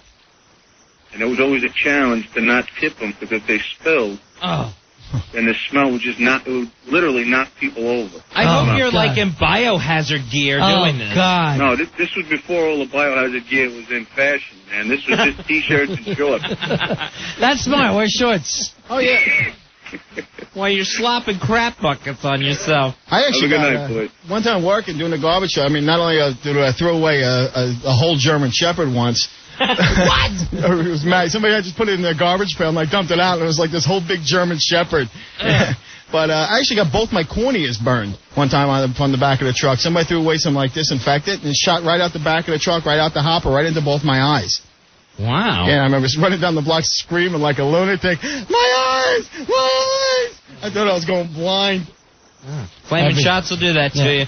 Every day he's crying because he's blind. And he married a dead German Shepherd. Hey, Bobby. Bobby, you're on Ron and Fez. Hey, Bobby. What's going on, guys? Yeah. You rule, man. I love you guys. Thanks, man. Listen, here's a great story. My buddy, when he was in college, was trying to become a doctor, right? Yeah. So anyway, what happens to this guy is he has to serve his apprenticeship in a hospital, and the other doctors got him shaving down people before they got to go in for their operations. So anyway, this guy's got this big fat lady on the table who weighs about 400 pounds. And he's got to lift up the rolls of fat on her gut. And when he lifted up one of the rolls of fat on her gut, he found an old Oreo underneath the Oh, my God! Hey, wait a minute. Now I'm starving. Not only was it old, but it was moldy. So it was under there for like a week or something. Oh, my gosh. Oreo crud in your fat rolls. I could never work in any kind of job where I help human beings. Yeah. I can't do it. I won't be able to pull it off. Sad as it is, I could never do like a nursing home thing. No, never. I'd be driving away from people and problems. I can't imagine dealing with bed sores. Oh. Speaking of which, how's the inside of your mouth? Okay. It's good. Hey, Larry, you're on the Fez. Hey, Larry. Hey, Fezzy, how you doing, baby? Good. Yeah, I used to work at Shea Stadium. That was a real fun place. What'd you do at Shea? Well, we used to scrub out, we were in the food service, but when the team went on the road, we had to scrub down dumpsters and concession stands. There ain't nothing worse in this world than stinky old hot dogs, stinky old beer, and rotten soda sitting in the big dumpster, baking in the sun in the Shea Stadium parking lot. And they make you 16, 17 years old, knock that down, scrub it out, and then you got to sort everything out. And if they can recycle it, you got to dig that crap out and clean it for them, too. Ew. He's come up with a good point. There's nothing worse, than old meat. Yeah. Old meat is the worst thing in the world. I mean, if we really thought about it, maybe we would be vegetarians. Because meat that's been left, whether it's in the trash or even just raw meat left out, oh, my God, that's disgusting. Yeah. Maggots love that stuff. Yeah, and it's Again with the maggots. And it's not long before meat becomes bad meat. It's instantly. Yeah, what is it? 12 hours? That's the window of opportunity you have to enjoy some meat. Oh. Here's Chris. Chris, you're on Ron and Fez. Hey, Chris. Hey, guys. I think I had one of the worst jobs I think anybody could ever have. There's a direct care worker at a group home for autistic, retarded adults. What'd you have to do there? We had to shower these guys. See, I can't do that. I can't put an old retard in the shower. I can't do it. I got to find something else to do. I'm serious. I'd rather deal drugs than do that. I'd rather deal drugs walking in a hotel room full of Cubans, and I got a bag full of money knowing I could get whacked in this. Then before I can hose down a retard. I can't do it. Now, Chris, Believe me, I've tried. Would you ever just cheat, maybe wipe them off with a rag or a wet nap and say, yeah, you're done? Well, we had to work in shifts, and different guys got assigned to different residents. Uh-huh. So there were some guys you really wanted to avoid. Right. Ones in diapers and Oh. The lower functioning All guy. right, please. Did any of them, did their primer instincts take over and they get aroused while you're in there scrubbing Oh, junk? these guys, that's all they ever do. Is Why would whack that it. interest you, Fez? All they do. I'm just wondering for my research paper. These guys live for that. That's all they do. And then they'll start rubbing up against you. Oh, they would lick their hands. And, All right. I could go. You need a whole show for this. No. This will be the last Story. time we ever talk about it. I'll tell you what. I would work. First day I would go in, I'd be hosing off retards. Second day I walk in there with a machine gun. Hosing down retards. And I yell out, no one's ever going to have to watch you retards again. Oh, they were great. They could clear out a shopping mall. Yeah, right. Sure. All right, guys, that's all I Yeah, got. big checker pants sale. Oh, God. Oh, Lord. That seems bad. That seems worse than finding the dead German Shepherd. Hey, Jody, you're on Ron Fez. Hey, Jody. Hey, hi, guys. Yeah. I got two stories for you. One is pertaining to Ron because he's always starving. Yeah, okay. But the first one is my job when I was a young kid. What was that? My mother used to make me get up at 5 o'clock in the morning Yeah. when I used to love to stay out the night before. I was only 13, 14, 15 years old. Everybody would be hanging out all night long, but I couldn't because at 5 o'clock in the morning I'd have to get up and my mom would drive me to a bait and tackle place where they rented out rowboats and people went crabbing, and I would have to cut moss bunker for people. Oh, God. That was my job. Slice a moss bunker in half. Now, when you say Mom would drive me to the bait shop, is that some sort of innuendo we're supposed to be aware of? No, it Just was because it smells like live. fish, honey, don't make it a bait shop. It was Becker's Boat Yard in Bayville, New Jersey. Can you still cut bait? Oh, yeah, I can cut bait. No problem. Well, that's what I'm going to do right now, honey. I'm going to move on to the next call. Here's Joe. Joe, you're on Ron Fez. Hello, Joe. Hey, Ron Fez. Hey, buddy. Yeah, well, when I was 13 once, I was working at a metal scrapyard, and it was like mutually disgusting because I had to deal with the angry Polish immigrant workers and the homeless people who were trying to sell 6 aluminum cans to get a next hit of cocaine or marijuana. That's cheap. Yeah, it ain't bad. Yeah, but, you know, one of the guys, like, he was riding on his bicycle, and he had, like, 5 bags taped to each side of his bicycle just to get into some marijuana and stuff. They would, like, put, like, bricks in the bags of cans and stuff just in trying to get some more money. It was pathetic. That's being an entrepreneur. I had the feeling Billy was one of those guys. All right, see you later. Yeah. He seems to be defending them. You know, the bottom line is, thank God for teenagers to do all these crappy Yeah, don't jobs. get... Teenagers are great for that. That and the Marine Corps. We need them. Take that hill, kids. Kids, take that hill. We need it. Some of you won't be coming back belly. You're on a Fez. Hello. Yeah. I used to have to dig up graves and gather up the bodies and put them on a cart in the middle of the night and then bring them up. I got to get somebody on the phones. Gee, Who's working the phones, Billy? It ain't, now, see how annoyed it is? Yeah. When you're in this room? Yeah, I hear it. It's different on this end, definitely. Right. Yeah, right. Yeah, Who's working, sober over here, isn't it? Who's working the phones right now? I assume it's Al. Somebody go out there and kick him in his veg. Let him Look at Rory running. Look at Rory. He's got his vag kicking boots on. I got 877-692-1027. Here is Rich. Rich, you're on Ron and Fez. Hey, Rich. Rich. Hey, how you doing? Yeah. Hello? Yeah, go ahead. Yeah, hey, listen. A couple of years ago, I used to work as a bouncer in a university club in England, and there was a lot of the unwashed masses, you know, the hippie students there, and at the end of the night, sometimes you'd have to pick these guys up and carry them out, and they would actually leave grease stains on your clothes where you touched up against them, and your hands would be black and greasy after you had to manhandle them out the door at the end of the night. Ew. Not very nice. Your job was touching English people. Absolutely. That's filthy. That may be worse than anything Billy's got. Although they are... Or being an English dentist. No, we don't make fun of the English anymore. Remember that? Ever since the 11th, when they were the only country to stand by us. By the way, we do want to get a spy report on whatever Bush had to say tonight. Oh, that's right. Is he still yapping? Yeah, he came in the chambers of the joint session of Congress there for the State of the Union right about 9 o'clock. Wow, what time's he running till? So he's probably got about another 40 minutes to go. Hey, Scott. Scott, you're on Ron and Fez. How you doing, buddy? Hey, Scott. Yeah. What can we do for you, pal? Who's this? It's Ron and Fez. Am I on the air? Yeah. What can we do for you, Scott? Yeah, I'm a retired cop from Southern California. Right, sounds like it. I got a call one day to check the welfare of a woman in a home. Uh-huh. And she lived in a beach community in the summertime, and all her windows and doors were locked up, and she'd been in the house for 3 weeks. Ooh. Oh, God. When we finally got the door broke down and got inside, the stench almost killed everybody, but we found the woman, and basically her whole body was melted into the floorboards of the living room. Melted? Was she just like an old woman? Yeah, it was just like she was in a night dress, and that's all you could make out. Everything else was just melted.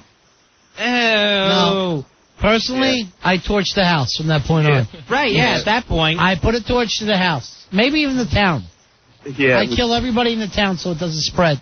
It was pretty nasty. Pull a Wicked Witch of the West on her ass. When I start to think of how many jobs I couldn't have, it literally would be most. Sure. Anything involving people and or meat at this point. I can't work with meat. I couldn't be a butcher. I don't even like fresh meat. Oh, God, my little brother used to work in a butcher shop. And for my older brother, he would bring home just these big packages of chicken skin. Oh. Corky loved the chicken skin. Here's, no more meat stores. I can't hear. You know that's true, Ronnie. I can't hear about meat. Hey, Ed, you're on Ron and Fez. Hey, Ed.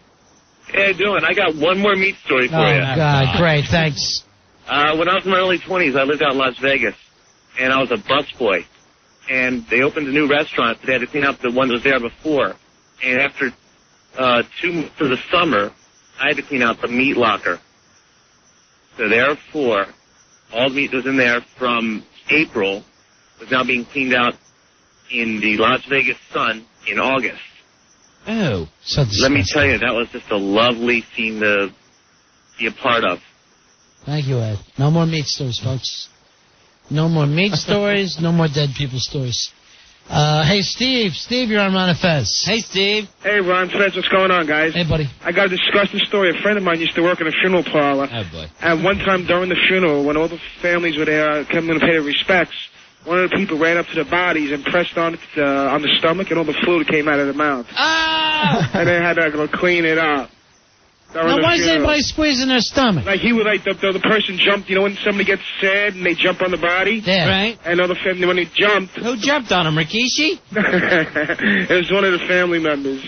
Oh, my gosh. And he jumped on the body, and the fluid started coming out of the mouth. And then he started breathing. That's it. Just gurgling. Oh. That's rough. Hey, Billy, you're waving at me. Yeah, that just reminded me. I think I know where I get my bad jobs from. My dad was a mortician. Was he really? How ironic. Yeah, and he used to tell me some stories. I remember too, like, draining the blood, and like sometimes the muscles would relax and the hand would go up on his shoulder and stuff, and he'd like freaking out and running out of the funeral home in the middle of the night. Constantly running out of his job. There's a dead person in here. Yes, you're the mortician. Get back in there, please. It's Dave. Dave, you're on Ron and Fez. Hey, Dave. Hey, I worked in high school in a vet's place. Uh-huh. And after they did surgery on the dogs, they had like bins in the back where they put them in to go through rehabilitation. I'd come in the afternoon, and a lot of dogs, didn't make it through surgery. So the guy, instead of burying them, he used to charge people to bury them, but he threw them in the garbage. One time I go in the back, there's a collie, it's dead. I go to pick it up, my hands go right through the carcass into the maggots. Oh! Lassie. I'm going to see you later. Why are people doing this to me, Fez? Lassie, come home and get I your don't like dead stuff. I don't like bugs. I don't like old meat. Hey, Bruce. Bruce, you're on Ron and Fez. Hey, Bruce. How you doing? Yeah. Okay. I installed garbage compactors in all the housing projects in New York for 20 years. You see everything. You want to see bugs? You see cockroaches that are the size of your hand. Mm-hmm. Okay? No, not the size of your hand. Yes. Yes. Joe Poo, don't you have a cockroach problem? Yeah, a real bad one. Now you reminded me of a bad job I had. What's that? I had to clean out a high school over the summer, the kitchen, and I had to go in the back and move out the fry vats and scrape 3 inches of grease off the wall. Oh. But this is the bad part. When you would move out the vat, 8,000 roaches would run all over the place. That's run up nothing. your leg. I bet you were shrieking. They were everywhere, and we would just hose down all the floors into the little sewer drains that they had in there. Roaches just floating, climbing up the walls. Oh, there's nothing worse than cleaning a grease trap. Take an old compact wrap that's been in the building for 14 to 15 years. I will. And you'll see what crawls out of it. There'll be cockroaches, rats, mice. Seriously, what's the biggest cockroach you've ever seen? Me? Yeah. The biggest, I'd say, we took down the old incinerator one time, and you take the brick wall out, and the whole wall moved, and they had to be at least, I would say, close to the size of a can, like a soda can. Now, we ought to do an exterminator show where we see if we can't bring the biggest cockroaches in here and seeing how much Joe can handle. I seen a roach so big he threw a soda can at me. I get you a bucket full. That wasn't a roach. You see everything. Stuff thrown down. We've had babies thrown in compactors. People are so Thank you, Bruce. scared. No, you never had. Wait a minute, hold on. You never had a baby in a compactor. Yes, sir. Why, It's been in why the are you paper. going to lie It was about in the that? paper. Was it a fetus or a real No, baby it was in the paper. A real baby. I've gone down there and cops pulled all the bags apart. They pulled all the bags apart looking for a gun, everything. And there was somebody just put a baby down a compact? Yeah, they throw it every floor. You go into a 30-story... Every floor they're throwing a baby at. I bet it was crying. You go into a 30-story building, and every floor has a hopper. Right? So you just go into the hallway and just throw it down there, and it ends All right, up so in how the many compact. babies are you going to end up finding? Excuse me? How many babies did you find over the years? I've never found one, but I've been kept Yeah. out of a building. I've been kept out of a building because the cops were down there. I bet at first the baby thinks it's just a really fun slide. This sounds like it's got to be like Straight like an urban down. myth. It probably lives till someone drops a TV on it. Straight down, boom. Maybe it was retarded and they got tired of washing it. Oh, he liked the compactor. He liked the compactor. Bye-bye, baby. Uh-oh, here comes the TV. All right, thanks, man. Hey, Josh. Josh, you're on the Ron and Fez show. Hello, Josh. Hey, how's it going? I just had another spy report about George W. Bush. All right, hold on. Spy report. Spy report. Yeah, this is a short one. I just wanted to let you know he just used the word nuclear. Yeah. That's really all. All right, has he said anything big? No, not really. He kind of he talks for about 2 minutes, then pauses and kind of grins funny, and then they all clap, and then he keeps talking. That's about it. Oh, is it one of those situations where only half the room claps? I always get a big kick out of that. Oh, no. You only really do well on The half. right side with Yeah. him. It seems like they're all standing up and making a big deal about it. Okay, man. No, All right. I heard that tonight during the State of the Union. He's going to introduce this new program for welfare single mothers, Oh, I heard about that. urging them to get married. To get married, You hear yeah. that, Marry Earl? up, ladies. You hear that, Earl? You're getting a new daddy. Unreal. Unreal. I have to go in that trash compactor after all. Oh, my God. Earl's playing in the trash compactor. There he is. Give him some crack. Hey, He had it. people hate when you say nuclear. Right. All right, what is the correct way of pronouncing it? Is it nuclear? Nuclear. Nuclear. Nuclear. No, nuclear is like a zip medicine, isn't it? Nuclear. What did you just say? You said it the wrong way, buddy. I'm saying it every way now. Nuclear. Isn't that correct? Nuclear is the bad way. Nuclear is what people hate. Right, because you're adding an extra syllable in there. Nuclear. Right. So they like you to say nuclear. Nuclear. Yeah. Nuclear. Nuclear power plant. No, you added the extra syllable. So you say it the correct way. Hold on, let Fez do it. All right, I'm gonna try and say it because I'm really messed up. Nuclear. What? Try it again. Nuclear. Isn't it a 3-syllable word, though? I thought it was nuclear. No, that's what people get mad at when you say nuclear. Isn't nuclear spelled Nuclear? It's spelled like nuclear. But not nuclear. Yeah, but you don't use 3 syllables. You only use 2. When you use 3, people become furious. They go nuts out. What about atomic? We're past that. All right, now more people writing in nuclear to me. Nuclear. Or nuclear. Not nuclear. Not nuclear. Not nuclear. All right, we'll take a break. We'll be right back. If you know exactly the way to pronounce nuclear. It's the Ron and Fez Show. Ron and Fez. Frequency 1027 WNEW. Tonight on BET, join the fun with the Crack Babies. Well, I finally got those goddamn crack babies to sleep. Well, it's about time. Those crack babies are jittery little mothers. Now, are you ready to smoke some? Don't say a word. If those goddamn crack babies wake up and they hear that word, they're gonna want their little pipes. Good thinking. Well, say, what's wrong with your window? Oh, it's got a great big crack. Baby wants smoke crack. Crack. Baby love crack. Now you did it. You woke them up. Baby's a crack. Crack, crack, crack, crack, crack. Those goddamn crack babies.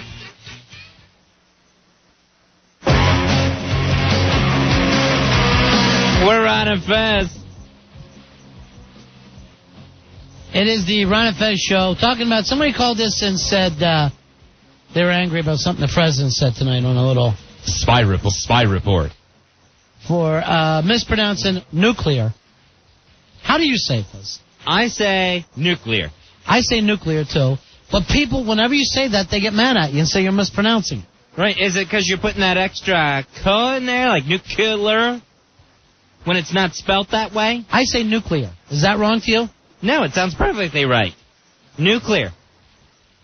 All right. And you, clear.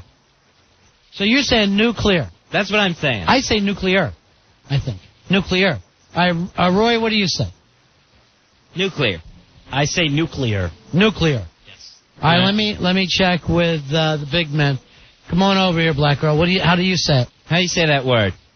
Nuclear. Nuclear, you say. All right, here's Laura Brooks, Fezzy, who knows everything about the English language there is to know. Hi, guys. Hi, fabulous Laura Brooks. What are you doing? Of course, she is How are you? professor of English. Right. I studied in Oxford. And the beautiful niece of Mr. Albert Brooks. Is that right? I never knew that. Both. All right. Now, Laura, I say nuclear. Mm-hmm. Fez says nuclear. Right. I think both of those are right. What's incorrect? They can't both be right. Well, yeah, it is, because what's wrong is when you say nuclear. When you put an extra U in there before the L. Yeah. Right. When you say nuclear. All right, Fez, you're using 2 syllables, right? I'm using new and clear. And I use 3, so there's no way we're both correct. One of us is nuclearly wrong on this. No, but you're both right, because it's spelled Nuclear. Wait. Nuclear, right?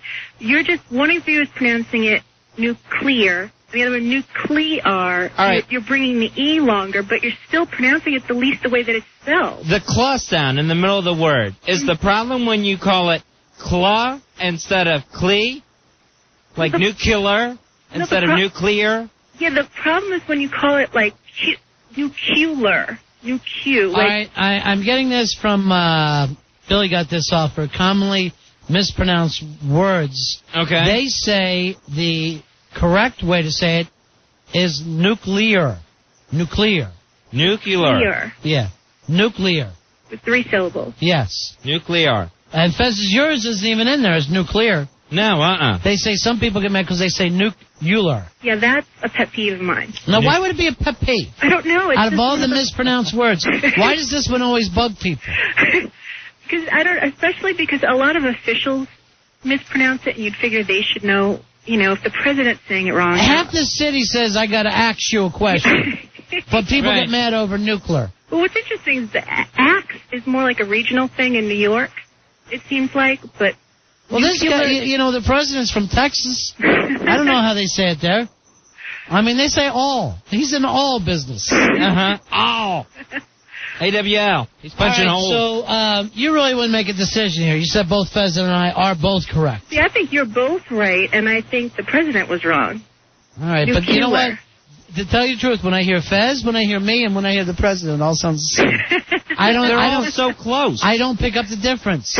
You know, here's the thing. With the different pronunciations of nuclear, now I'm afraid to even say it. You know, there's close enough that it shouldn't matter. What bugs me nuts is when something is just totally mispronounced, like when anyone puts the S on Illinois. Oh, yeah. Right. That drives me nuts when that's perfectly clear. Yeah. That the S sound is silent. But at least the S is written there. With nuclear, there's a U that's not there that they're pronouncing. All right, Heckler put this one in and says he hates it when people who instead of saying mature say mature. And you hear a lot of people say you're so immature. And you start to giggle right away. I used to say that to Victor Mature. All right, hold on. Here's some other... Laura, we're going to leave you on with this while some of these people bring up that thing. Here's Ann. Ann, you're on Run of Fez. Hey, Ann. Hey, how you doing? Yeah. The thing is you got to remember it's the nucleus and it's nuclear. It's all about the atom. See? All right, so it is a three-syllable word, right? It's nuclear. All right, Yes. all right, so when But you she hear... was right. It's when you say nuclear that people get angry. All right, but what about nuclear? Like Fez says it. Nuclear. Well, if you really want to feed through the word and take it that direction, I I guess have a that's lot of okay. things to do, and I'm trying to cut out as many Well, syllables. exactly. All right, so... Right. Instead of saying asked, you say, I asked you a question. That's fine. Nuclear. That's all right. All right, thanks a lot, Ann. Yeah. Here's Pete. Pete, you're on Run of Fez. Hey, Pete. Hey, what's up, guys? I'm looking in front of a dictionary right here. Yeah. Like, you know how it splits it up into syllables? It goes NU.CLE.AR, right? Yeah. Uh-huh. And then it has, like, the little how you spell it, how you sound it out. Yeah. It goes NOO, the accent on the NOO. Right. And it goes KLE, and then upside down ER. So it's nuclear. Nuclear. And it is three syllables. Nuclear. Now look how our guy on the phones wrote it exactly different, Fez. Right. He wrote nuclear. No, And I'm that's looking the way at it we're in trying to dictionary avoid. right now. Yeah. All right. All right, thanks. You know what else is annoying when people say, instead of saying literally, they say literally? Literally. Literally. Somebody got mad at me because I say Italy instead of Italy. I always go, so, are you people from Italy? And they go, where? Italy. You're Italians, aren't you?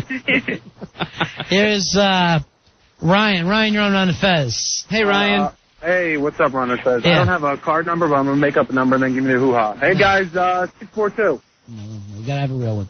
All right. Please, I'll anyway. end up being fined. I don't need that.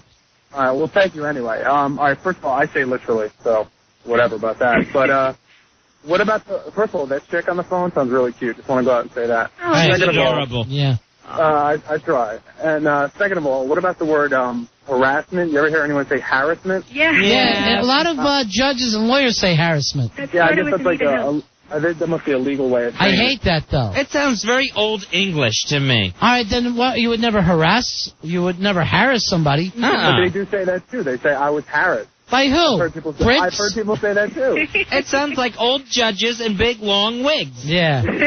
Like Rory's dad. It's just a short way of saying the harassment, but whatever. Say harassment. All right, I gotta agree with you on that one. The charges of harassment must now be read. Literally. Nina, you're on Run of Fez. Hey, Ron and Fez, I love your show. Yeah, it's great. Isn't it? What I wanted to say, what pisses me off is when people say caramel and they say caramel. Right. It's really pronounced caramel. I say caramel. I say caramel, too. I gotta tell you the truth. That candy bar has a great caramel center. I don't have time to say caramel. That really gets on my nerves. Caramel sounds like too much like camel. And it sounds kind of fruity, too, like it's something in the can. Give me some caramel up there. Now, how do you say that one, Laura? Which one, caramel? Yeah.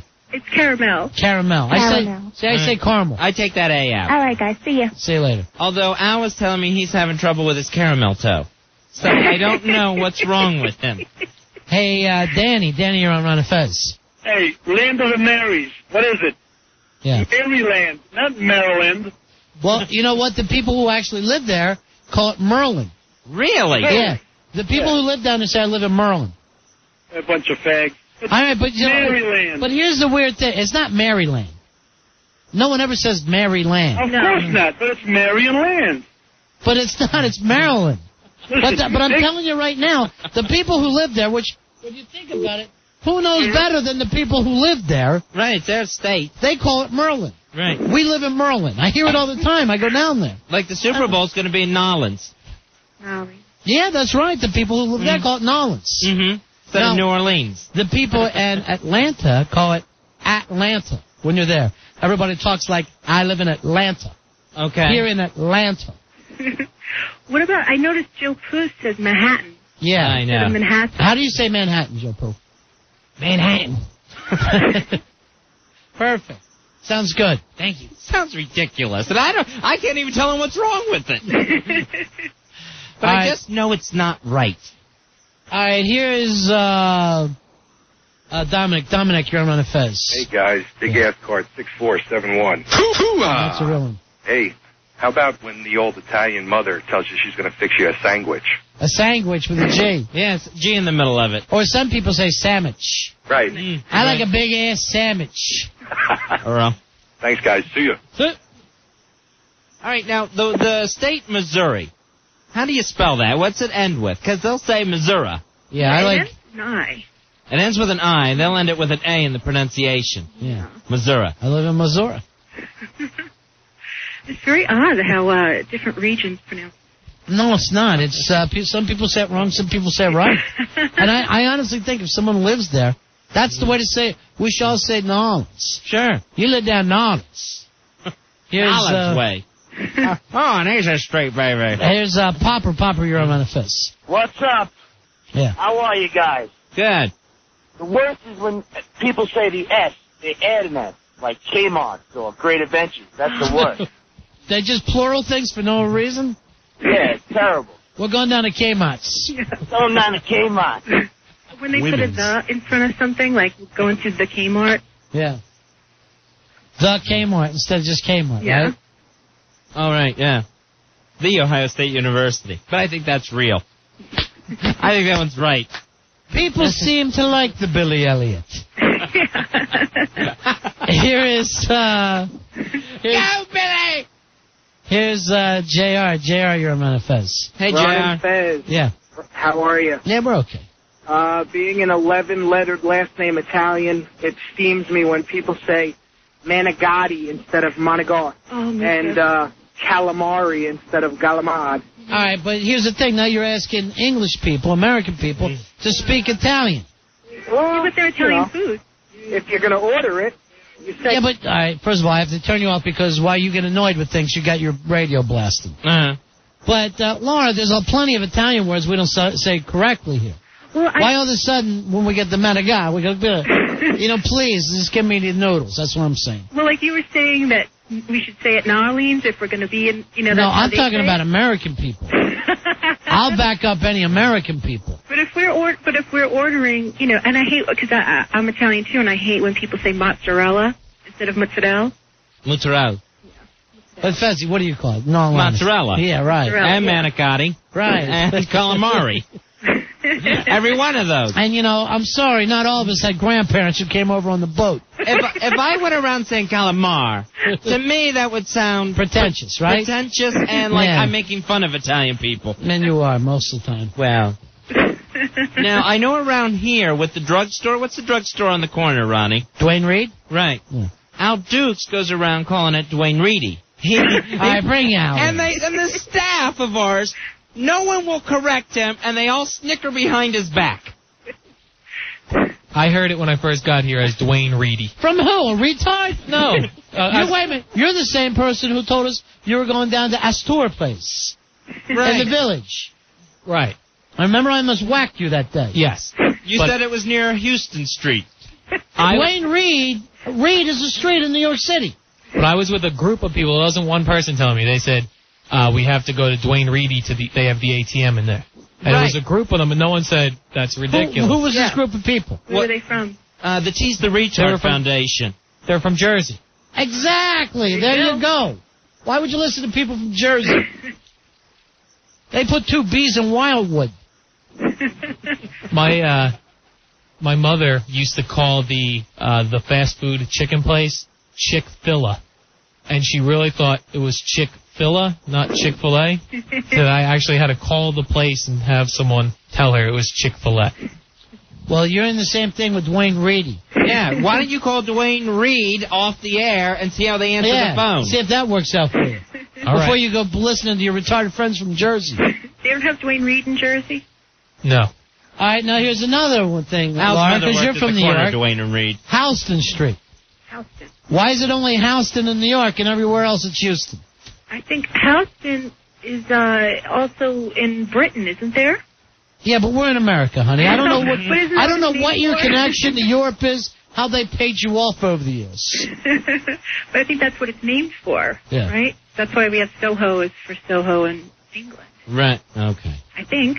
Now, all right, is this an urban myth, Ronnie? Yes. That it used to be Rodeo Drive until Johnny Carson made fun of it and called it Rodeo, and then everyone started calling it Rodeo after that? I've never heard anyone call it rodeo, but it's spelled like rodeo. When you're out there, it's Rodeo Drive, and I'm sure a lot of people go, "Hey kids, we're at Rodeo Drive."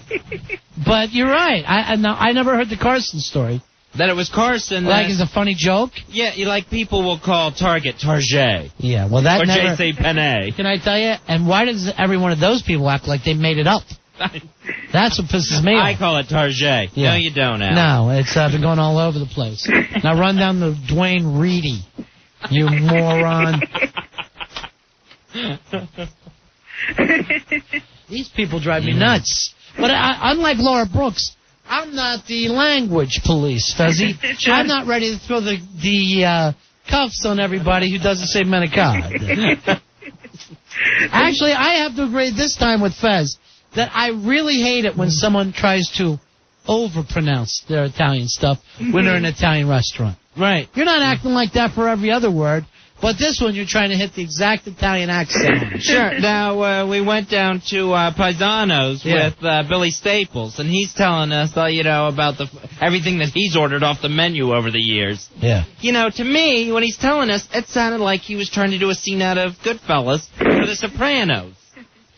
And I'm like, speak English. All right, Heckler writes to us that Houston Street is a Dutch name. Houston. Oh, it's Dutch? Yeah. When you think about it, Houston, that does kind of sound like one of the Germanic languages. Houston. Yeah. I had a guy walk into the pizzeria once, and you guessed the nationality. He ordered a scrimp, Rama Parm, with Piscettis. Spaghettis? Piscettis. Now, look at Earl's already mad. White people are so scared of black people. Earl, what the hell is scrimp, Rama Parm? Can you tell me? Because I just gave him a slice because I felt bad. Some skin Rama Palms and spaghettis. Thank you. And that's going to be in a to-go bag. Plus what you have in the castrate stitch to Whatever you have in that right. Put that in the doggy bag. Thank you. I don't care if it's dirty. I'll go wash it at the old hydrant. All right, here's Steve. Steve, you're on Ron and Fez. Hello, Steve. Hey, Ron and Fez, what's up? Hey, buddy. People say library instead of library. I just want to blast their teeth out. Oh, me too. Hey! Now blast their teeth out, Laura? I'm sorry? You honestly want to knock out someone's teeth for saying library? Well, I don't got my want to library I don't want to literally knock their teeth out, but it's very frustrating. Library in February. Yeah. People have trouble with that. All right, here is Jay. Jay, you're on Ron and Fez. Hello, Jay. 370, boys. Body. Dude, the one that kills me the most is human. They put that Y in the front and take off the H like it's not there, and they go human, and there's many other words. It's awful. I hate that All right, one. tell me the way you say it. You say human. Human. It's harder to... It's not like you hear it human. specifically, but... Oh, I hate it. And my dad's an English major. How do you say it, Fez? Human. Yeah. But there is just like a slight hue. Yeah. Oh, I see. Okay. You know what I mean? It's not saying human with the H. But we do say human instead. Because we're in a hurry, and who wants to go human? Human. Ronnie, I got to say this. For Earl, man, it's not the bees in Wildwood. There's too many N's. Later, boys. He says there's too many N's in Wildwood. Jay, I say go up to the crest. It looks like South Philly up there. 877-692-1027 is the toll-free phone number. Here is Jen. Jen, you're on Ron and Fez. How you doing, Jen? Hey, Jen. Hi. It's card holder 1255. Love the show. You guys are great. Yes, we are. Valentine's Day is how it's supposed to be said. and people replace the N with an M. Valentine's? Yeah. Oh. I've never heard that. Now, do you go with Valentine's Day or St. Valentine's Day? Yeah, because it really is St. Valentine's Day, but you non-Catholics want to forget that anybody can make it to sainthood. You bastards. Thanks, you guys are great. Yes, we are. I've heard people say Valentine's before. Uh-huh. Be my Valentine's. What about how Canadians say a boot? Billy used to deliver the Sunday Valentine's paper. What about that, Laura? Canadians usually say a boot instead of a Yes, bout. they go out sailing in a boot. Yeah. Right. And they put a boot on their foot. Whatever it is, it's boot with them. Even Canadians that can completely get rid of the accent, that a boot will still trip them up. Now, a lot of people from Minnesota are close to that, but not exactly a boot. I don't know. A boot. They're a boot. A boot. And some people, instead of aunt, they say aunt, which sounds a little pretentious. But aunt is probably the way to say it, correct? It probably is. Yeah, but so why would that one? Do you feel like, well, we shouldn't say that the correct way? No, I don't say we shouldn't. It just sounds a little pretentious. It's not that it's wrong. You're the lady who's over there eating ordering congeals. Got him up. My Aunt Manigat. Manigat. All right, we'll talk to you later, Laura. Okay, guys, take care. Bye-bye. Thank you, Laura Brooks. Check her out online. Another Cookie Crazy page. Is that the name of that page? Yeah. About her uncle? All about her uncle, Albert Brooks. 877-692-1027. We're on Fez. Ron and Fez. 1027 WNEW. We're out of Fez. Hey, I want to remind you that Playboy on Thursday, they're looking for women 18 years and up to be photo tested as possible Playboy magazine centerfolds and star in a 2-hour reality TV special. That's going to be on the air in May. Those photo tests are going to be held at the Playboy offices, 730 Fifth Avenue, 9 a.m. to 5 p.m. on Thursday. It's Fifth Avenue. Bring 2 forms of ID, one with a picture, and a 2-piece swimsuit for the test. Now, Fezzy, this Friday night, we're going to be doing some piercings on our show. A little piercing party. Some of the Ron and Fez girls are even getting pierced. F me is going to get a nip done. Nice. That's a big job, everyone. Trust me. Lynn is going to be getting the man in the... Oh, not in the man in the boat. Let's say a lip done. Okay. Ice Cream Girl's getting her eye done. Ew. Right through her eyeball. Ow. Myra's getting her lip done. Lower. Mm-hmm. Now, who wrote this note to me? Mm-hmm. Lip and what you wrote is not the same thing. Do you realize that? Yeah. Lip ain't exactly the man in the boat, my friend. No, I thought that was just a lip, though.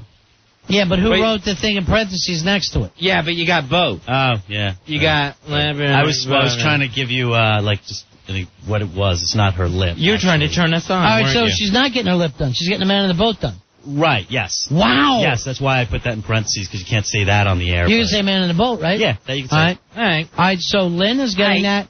And Myra's getting the little man in the boat done? Yep. Really? Mm-hmm. Oh, man.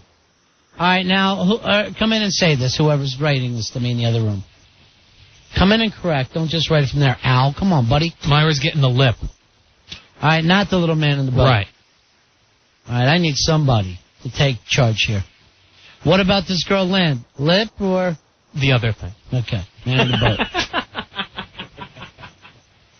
So if you'd like to do this, give us a call. We're still looking for a guy, I believe, to do a Prince Albert. Oh, we got one. Jason's going to do a Prince Albert. The Rev is getting his sack and taint. Oh, nice. Michael's getting the balls done. Danielle's getting her tongue. Sacagawea. Sacagawea's getting her tongue. All right, looks like we got enough. Yeah. All right, so unless you want a Prince Albert or if you're a lady man in the boat, I don't think we want you at this point. Right, yeah. We're pretty booked up on the piercings for Friday night from Ron's Tattoos. They're going to handle it. So, yeah, we can squeeze in Prince Alberts or man in the boat still. But everything else is full. Now, Frenchie is getting the nip done and is thinking about getting more. Yeah, she's going to decide. So let's everyone be really encouraging to Frenchie and tell her how great the nip looks when it's done and everything. Now, Rory also asked me if he could get a Prince Albert. And I said, yes, he could. Yes, you may, Rory. You know, the things we do for the employees. Bend over effing backwards for him. All right, so Myra's getting the lip. So everyone's getting the lip then, right? Yeah, it's Al was confused. She's not getting the man on the boat, but she is getting the lip. That's what Al told us. Okay, I thought he was saying that it's just the lip. No. Okay. Forget it. Sorry. That is just the lip. That's what she's getting. Right, but it's not on her mouth. Right, we knew that part. All right. Never That once we have all we know. talked about the mouth. Okay. That hasn't been one part of confusion here. All right. I guess I'm confused. All right, people writing, you should explain what a Prince Albert is. We're actually not allowed to explain it on the air. Right. How would you explain it, former dump guy Roy? I would say a metal pole inserted into the member. Oh, that's so wrong. You know that's not right. Why don't you just say lip again? You know, it's a hoop. And the hoop travels from the hole through the bottom. Right. And that's how you're looped. Did I say that nicely enough? Yeah, you said it perfectly. Thank you. Oh, it's disgusting. Jenica, you're on Ron and Fez. How you doing? Hello? Yeah. Hey, Jenica. How are you? Hey, baby. I'm so desperate to meet Fez that I'm going to get my choochie pierced. Your hoo-hoo? My choochie. Choochie. That's the man in the boat. Okay. Just because I love Fez so much, I want to do it for him. Now, Fezzy, why don't you be the one who pierces her? Well, okay. Would you try it? I mean, I saw it in an art show once, and it didn't look that painful. Would you try it, Fez? Would you get down there and poke that thing? I don't think he wants to go near there because he's a gay boy. What? Now you're not getting one. No. Don't be mean. Who started it? I did. I'm sorry. Right. I think you're a little C, handsome aren't fellow. you? You're a dirty little C. No, I'm not. I love you. You have no idea how much I love you. I listen to you guys every night, and I love you. You need to admit you're a dirty little C before you can come in and get this now. But I'm not. Oh, well. But I love you so much, you have no idea. Then just admit what you are. You're not going to pierce my choochie? Admit it. I have to admit that I'm a dirty little C for you to pierce my choochie? Okay, there you go. All right, hold on, honey. Go. Pierce the vocal cords, please. Somebody. Hey, Kieran, you're on Ron and Fez. Hey, Kieran. Hey, guys. Love the show. Card number 5278. Thanks, buddy. I get a Prince Albert. Would you really? Ouch. Sure. All right, hold on, buddy. All right, thanks. All right, Billy, take his name, line 7. Get Kieran's information. A lot of the girls that are coming in want to see Prince Albert happen. Hey, Sweet Melissa was writing that maybe her sister wants to come in, her little sister. Oh, yeah? I would love to see that and pierce her. Wonder what she wants done. Everything. Now she's saying, I want her to come in, but she's not a dirty little C, and I don't want Fez to get mad at her. Oh, good. I don't think she is. God, that Jenica annoyed me. No end. It's that kind of night tonight. We had one of those kind of shows. We had an off show tonight. Right. Well, not everyone can be perfect, Fuzzy. Not every show's going to be a big one. Some of the shows fall through the cracks. Sure. They're the ones you pile up in between the good ones. Right. These are what we call the dynamite shows. Here's, where are you running off to? I just said we stunk tonight. I said we had an awful show. Although the first hour kicked ass. Hey, Don, you're on Ron and Fez. Hey, Don. Yeah, I have two mispronounced words. Yeah. One is creek. I heard it pronounced crick. The other In one is, Philadelphia, we always called it crick. A crick. That- I don't know why. that's where I'm talking about. Yeah. And the other one is coffee. I heard it pronounced coffee. That sounded both the same to me. No, one is like coffee, like coffee. Uh-huh. Or coffee. All right, coffee or coffee? Right. That's I say coffee. I say coffee. All right, I agree. Roy's got one he wants to add. Hey, thanks, guys. All right. Thanks, Don. A lot of people say roof. They say roof and That's they say good. roof. All right, what Up did on the they roof. say? All right, did they say roof or did they say roof? What do they say, madman? Come on, Stacky. What do you got for us? They call the roof a roof. Who? Like out in the Midwest. They have all those. Like they say a lot of things weird out there. The roof. Like I've heard people say the rough too. And they say Mary, and marry all the same way. It's all Mary. All three of those words are all pronounced the same. Out there, they just pronounce everything just a little strange. All right, do you say root or route? I say both, tell you the truth. I honestly do say both.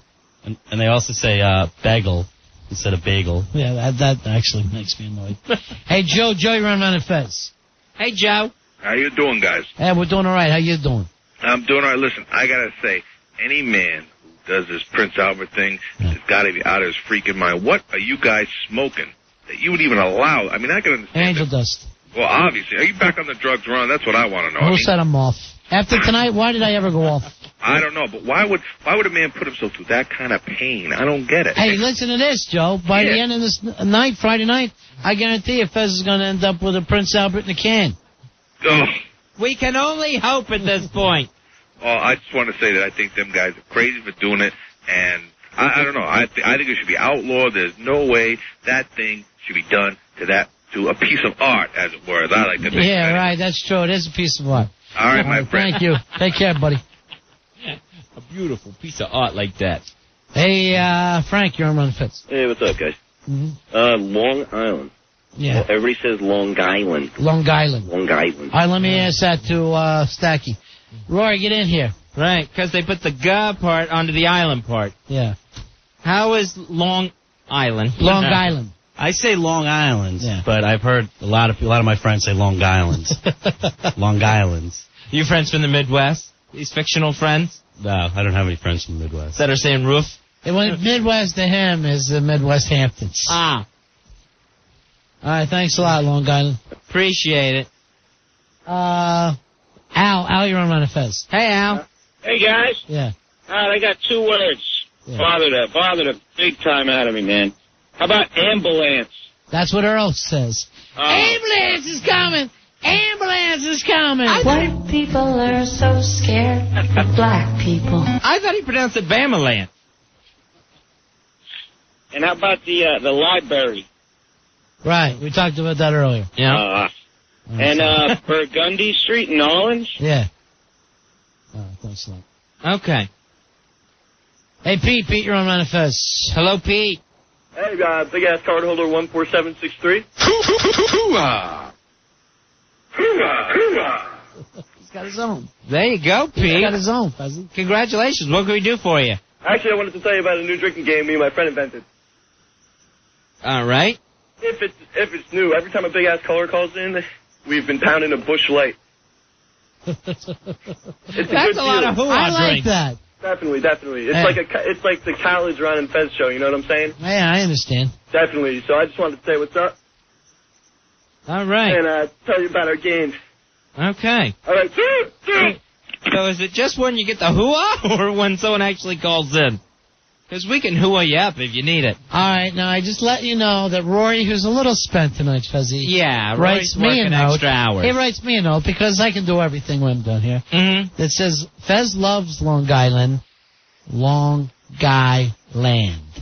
Ah, that's funny, Hampton. And there he is giggling. He's giggling away. It's not a mime show. Say it in the microphone. What are you writing now? Your will, it better be. I didn't say it. It was Rudy who said it. I just brought it in. We're such a morons. You better get some sleep tonight, because you're not coming in here like this tomorrow. I will. You know what I asked? You and Rudy start effing with me doing the show, and you'll be standing behind Joe Poo. God. When I put him in the barrel earlier. Joe, I give you all the credit for coming back in. Oh, thank you. And I give you the blame, Fezzy, because I told you to go talk to him. Remember that? I said, go talk to that guy. I'm too mad. I go out there, and he comes after me. Huh? What did I do wrong? I almost killed him. If he had a gun, he would have shot me. And you know what? I would have buried the body for him. But no problem. I thought he was supposed to be your guy. I thought that was your guy. I thought I talked to him already. I thought he was your guy and Wonder Boy was mine. Wonder Boy. He's dropping off the charts, too. Nothing like that, Pooh. Pooh, you're back in. Because I'll tell you what, you took all the heat, you came back in, you had a couple jokes. Thank you. I'm going to get you therapy, though. I'm seriously going to get you therapy. I don't know what bugs you about Because he women. needs it. I can't take the anti-woman stuff. No, I love women. I just want to put them to work more than you guys. You make no sense. You know, you get like the old maid around the thing. Stop me, saying in his ear, "Oh, hush, boy." Say it out loud if you got a problem. No, I just told him to stop it before he digs a deeper hole for himself. What an ugly night this was tonight. Whenever Joe Poo talks, Earl does the big pantomime digging of the shovel. Constantly. Is that right, Earl? I've never seen a guy just bury himself more and more. You saw it tonight, though, right? Yes.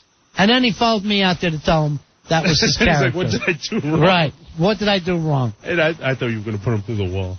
I was furious tonight, Joe. And Then what did why I do you do that? What did I do? I spent the whole early part of the night telling you how good you're doing.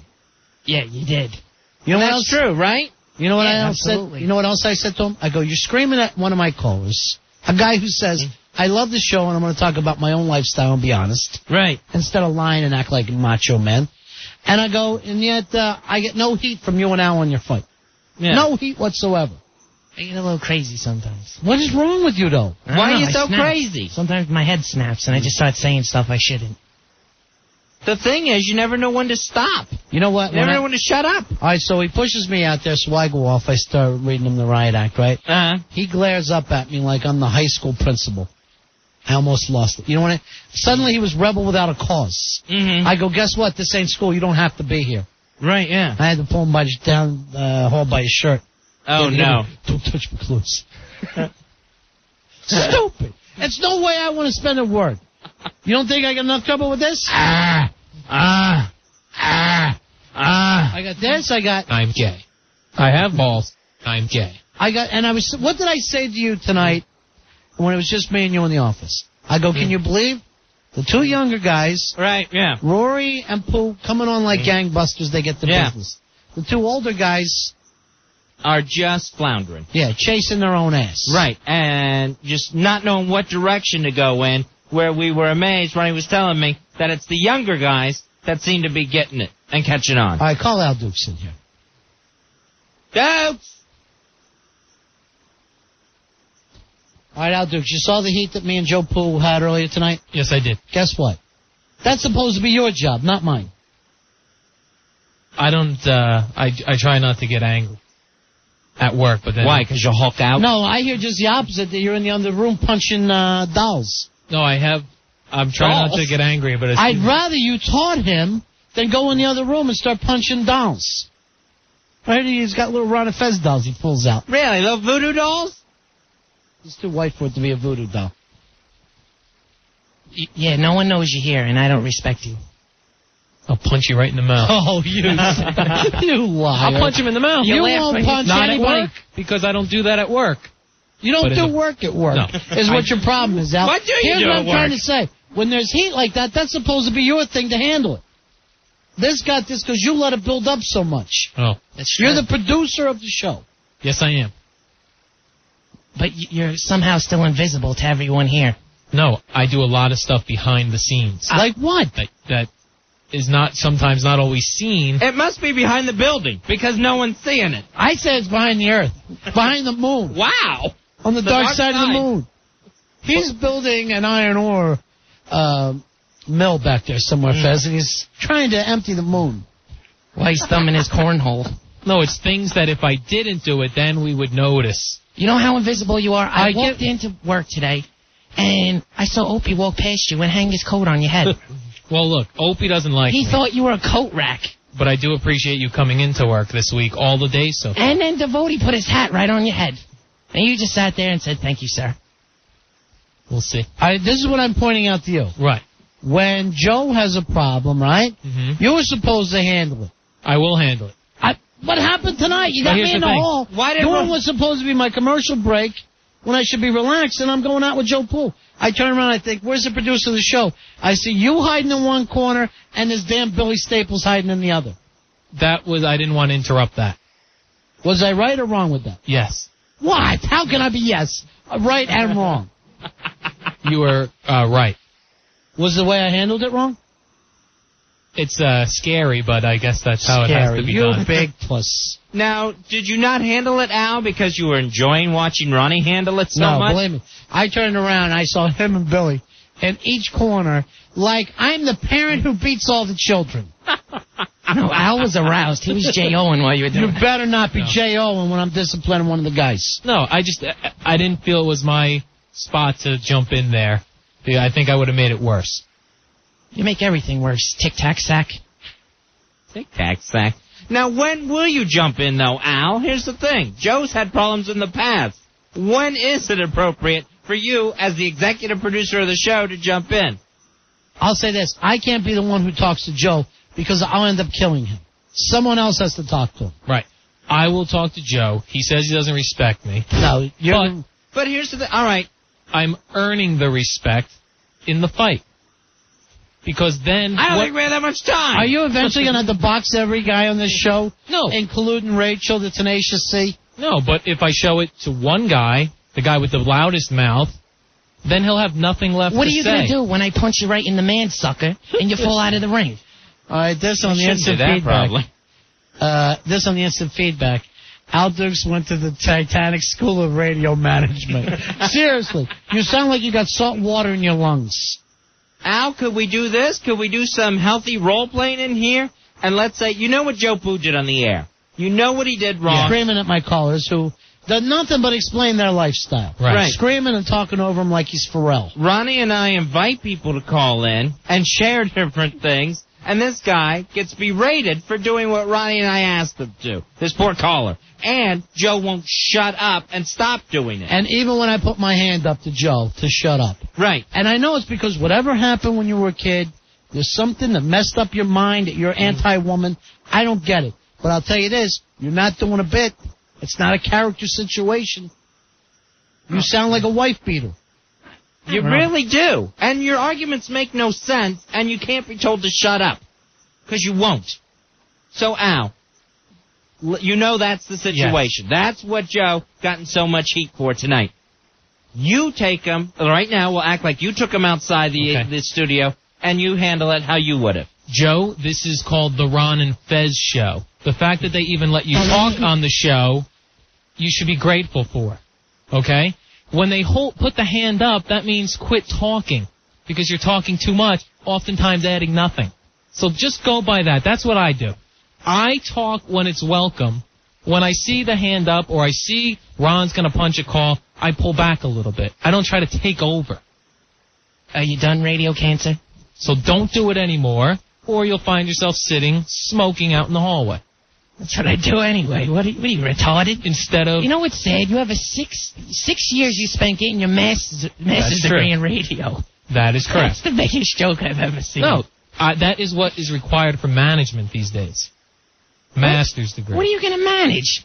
Joe, you don't even go to college. You dropped out. Yeah, that's my point exactly. You're here and I didn't go to college. But I'm going to advance in my career, and you'll have the same job forever. Hey, your management here? Yes. How come somebody that's always here walked up to you today and said, hey, you know what Al Dukes is? Do you realize nobody knows who you are? Well, they know who I am. Who doesn't know who I am? In what department was this? Everybody here. Not everybody here. I saw Craig Schwab walk up to you and say, hey, do you know what Al Dukes is? And you're like, oh, I'm Al Dukes. And he's like, yeah, come on. I know that Ken doesn't know you, though. I brought your name up with Ken. Yeah, he doesn't know me by name. And he scratched his head. Your desk is literally 7 feet away from his desk. He's in the office next to you. He doesn't know your name. He knows Earl's name. Earl's been here a little longer than I have, but he knows to say... Nobody hides more than Earl. Earl, did he know your name the first day? Ken Stevens. Yeah, he said heard a lot about you. You've been here how long? Seriously. 11 months. 11 months, and Ken Stevens doesn't know your name. But he would say, like, if you pointed to me and say, does that guy work here? He would say yes, because he sees me a lot here. He thought you took out the garbage. We had to remind him that you were the one that beached the sports babe, and he was like, oh, yeah, that guy. Okay, I know who he is. No, I didn't do anything bad to the sports babe. And he doesn't think Al is superstar, does he? He does. No, he knows who I am. He might not know by name, like Al. He doesn't know what you are. That's the problem.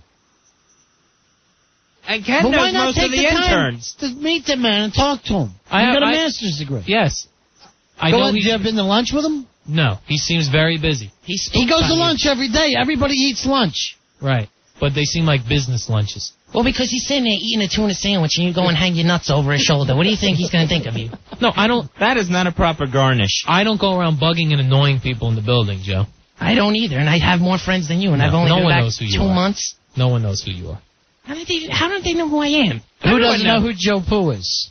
No one knows who that is. Believe me, everyone does. I say hi to him every day. Believe me, I was screaming at Joe earlier, but people do like him here at the station. Well, they don't really know him. You mean know what? As a person? No, they don't know who the name. They don't know the name Joe Poo from the radio. They might know the name from the radio, but they don't know him in the hallway. Sometimes when they come in the office, they'll look strange. Like, is that a listener sitting here? Who's this? Who are these people that don't know him? People in upper management, sales. All right, who talked to him today and said I loved the bit last night? Jeremy. All right, how many times has Jeremy said to you, Al, I've seen what you're doing and I love it? Name me one time in 11 months. I'm honestly being honest with you right now. Nothing in particular that he has brought up. So the thing would be never. Do you mean Al's radio work or his mining the moon work? I'd be willing to bet that the words Mason and Kalinsky come up more than Al Dukes. No.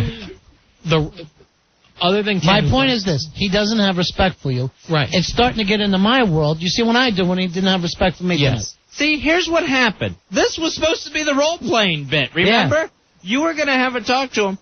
You tried to talk to him about what he did wrong on the show. He turned it into the general manager doesn't even know you're alive. And you're defending yourself. Diamond right in on the instant feedbacks. Al, why don't you buy Ken Stevens a pinball game? Maybe he'll like you a little more. That'd be a great idea, Al. You get him a pinball machine. No, I mean, I don't. The only time I even remember Ken Stevens and Al Dukes being together is we were doing the show in here. Ken walked in late at night for some reason, whatever it was, while Al was trying to chug a beer, and he spilled it all over the studio. God. In front of Ken, watching through the door. Way to go, douchebag.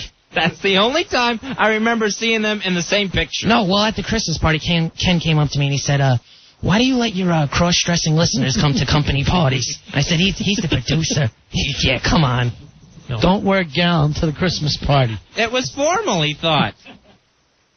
Believe me, Ken doesn't know who you are. Yeah, he does. You wear a NASCAR hat. You look like a redneck. He doesn't know who you are. He's a businessman. He knows people who dress like they should be in an office, not in a... Like you in your free CBGB T-shirt? Your free one? What happened to your regular shirt that you're wearing the free ones out of the prize bin? No, this one I wore from home today. I like the T-shirts better that advertise spunk on it. All right, let me ask you this. Who's going to take over Joe so I don't have to ever have that argument again? Who's the person who's going to go outside? I am. Yeah, right. I don't see that working, Fez. No, Joe's already saying it's not going to work. You ever grab me by my shirt? I would put you through the effing coffee machine. Oh, go ahead and do it. I'll throw him right out of the building if I want to. Hey, like you did with Billy on Friday night. Yeah, what happened there? You're going to turn in taped evidence to Jeremy Coleman. Who would think you were a lunatic if you handed him a cassette? You can't... Look, I'm at work. I can't really physically move people out of buildings. I did. I snatched him by the shirt today. I grabbed him by the shirt. Now, this was my management style. Joe, I'll effing kill you, you F. F with me. Yeah, I don't know that that's my style. Well, then don't say, I'll throw you out of the building, because no one believes it when you say it. Your style up to this point is to be the Sippers D. And that hasn't worked in the past. When I say throw you out of the building, I don't mean I will physically throw you. I mean, I'll say get out. And what do you think And what'll happen? If you don't get out, then I go to the next level, which is the next level of management. I'll tell you what that is. What's that? Joe, you've been a very bad boy. I'm going to bend over, and I want you to ram my butt. That's what would you say you do here? That's your next level? No, I mean, every one of your attacks is Joe, gay. Stab me until you hit the prostate. No. I try to tell... And you're not going home, young man, until you do. When you say you're going to go to the next level of management, yes. Does that mean you're going to talk to Rory? No, I mean... Rory, can I the next level Joe? up? No, I'm talking about Jeremy. You never do. I know. Do you realize you've never followed up on these threats? You didn't Monday with Billy, like you said you were going to. So no one believes them. They're idle. And you had to get permission to come in here tonight. We had to call the guys in D.C. to say, is it all right to bring Alan? Yeah. The consultants? Once can't hurt. Just make sure it's after 10:45. What, is the job too difficult? What, you don't have enough experience? You're not smart enough? What I do like is you are on your way out of here soon. Well, let me ask you this, Joe. You do all the fag jokes. No, everything's I won't do fag fag jokes. No, What's your job? Give me your job description. Let me tell you this. You do all your fag jokes, and then when I kick your ass boxing, how are you going to show up on Monday and go, are you going to be, I was tired or I was feeling sick? Then you'll have nothing. You will lose because the then fight. if I am a fag and I kicked your ass, then a fag kicked your ass, then what do you do when you come in Monday? Did you just come out of the closet, Rosie? What did you just say? I'm You're saying a fag? this. No, that's all he ever said, is that I'm a fag. And if he truly believes that, and then I beat him boxing, how does he come in Monday and go, yeah, I lost to a fag? Well, let's Then what see do you you do? wait till then. Don't say stuff in the future. I want to know what you do now. Name your job. I told you what I do. Name your job. It's a lot of stuff. Question. No, not a lot of stuff. It's you a don't lot get of hired stuff to do you a lot of wouldn't stuff. understand. What? Oh, check emails, print them out. Read newspaper. Eat a pita. J.O. Buy my Tic Tacs. Sin. We got pitas? Because now I'm Do starving. me a favor and buy 2 pitas. I am just starving. I Let me love tell a you, rap. I saw some rap stuff in the trash can. Oh, man. When I came in. I do not eat here. I eat at home. I saw that little dry turkey sandwich. Are you rat hole and turkey sands? No. I'm not like you who you slobber everything you're eating. We can You tell better by... not be talking to me. No, I'm not talking. I'm talking to Joe at your desk, Fez, and he gets anything What a with tattle, sauce. There's mayonnaise. What did you eat today? Barbecue. I saw you suck down Someone a did have mayonnaise all over my desk, and it better be mayonnaise, and not man juice. I had a salad today. And then next thing I like to tell you, you sucked down a Hooters burger. What do you mean you don't eat here? And I saw you give an oral to the pickle. You were giving order to in our office? No. You were giving a dill? I work in the office. I don't. No, it's really. not Go my home tonight, dinner and I want you table. to think about your job here. Because I there's know not what much it for is. you to do. How about you follow me around tomorrow, Joe? See if you could keep up. I do. I could sit on the couch along with you. There's no problem. Because I he's love afraid it. you're going to stop short and he'll rear end you. All right, we got to take a break because Rose giving me bad luck. She's doing like this. You got to break. You just got to break. So we'll be right back. It's the Ron and Fez Show. Ron and Fez, 102.7 WNEW. We're Ron and Fez. 877-692-1027. All right, we got everything worked out now, Fez? I would hope so. Yeah.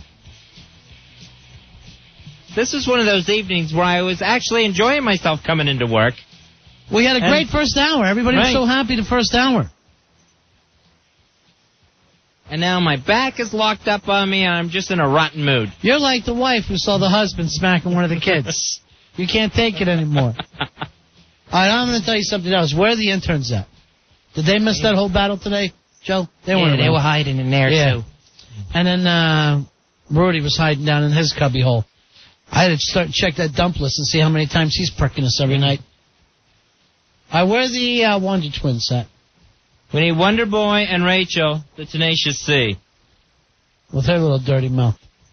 All right, did you guys miss the fight tonight? Between you, when you talked to Joe? Yeah. No, I didn't see the discussion. I was out getting stuff what? in the store. Where, Dwayne Reedy? No, they went to the associate. I first of all, I know for a fact, Fuzzy, I will never have any trouble with Rachel. Nice. She's too good. Thank you. You're too good. Wonder Boy, on the other hand, he's good, but I feel like he's working me. Yeah, you think so? I think he's running a scam, a grift on you? Yeah, he's running a grip, which I appreciate. But I know you're lying. About what? Because nobody's that. What's the word? I don't want to say subservient, but that's what you're. Nobody's diligent. That's the word. Yeah, and nobody's that happy to serve. I thought you were going to make it places in this business until Fez turned his back on you. I wish you would have been there for the battle today, okay? Because here's the thing.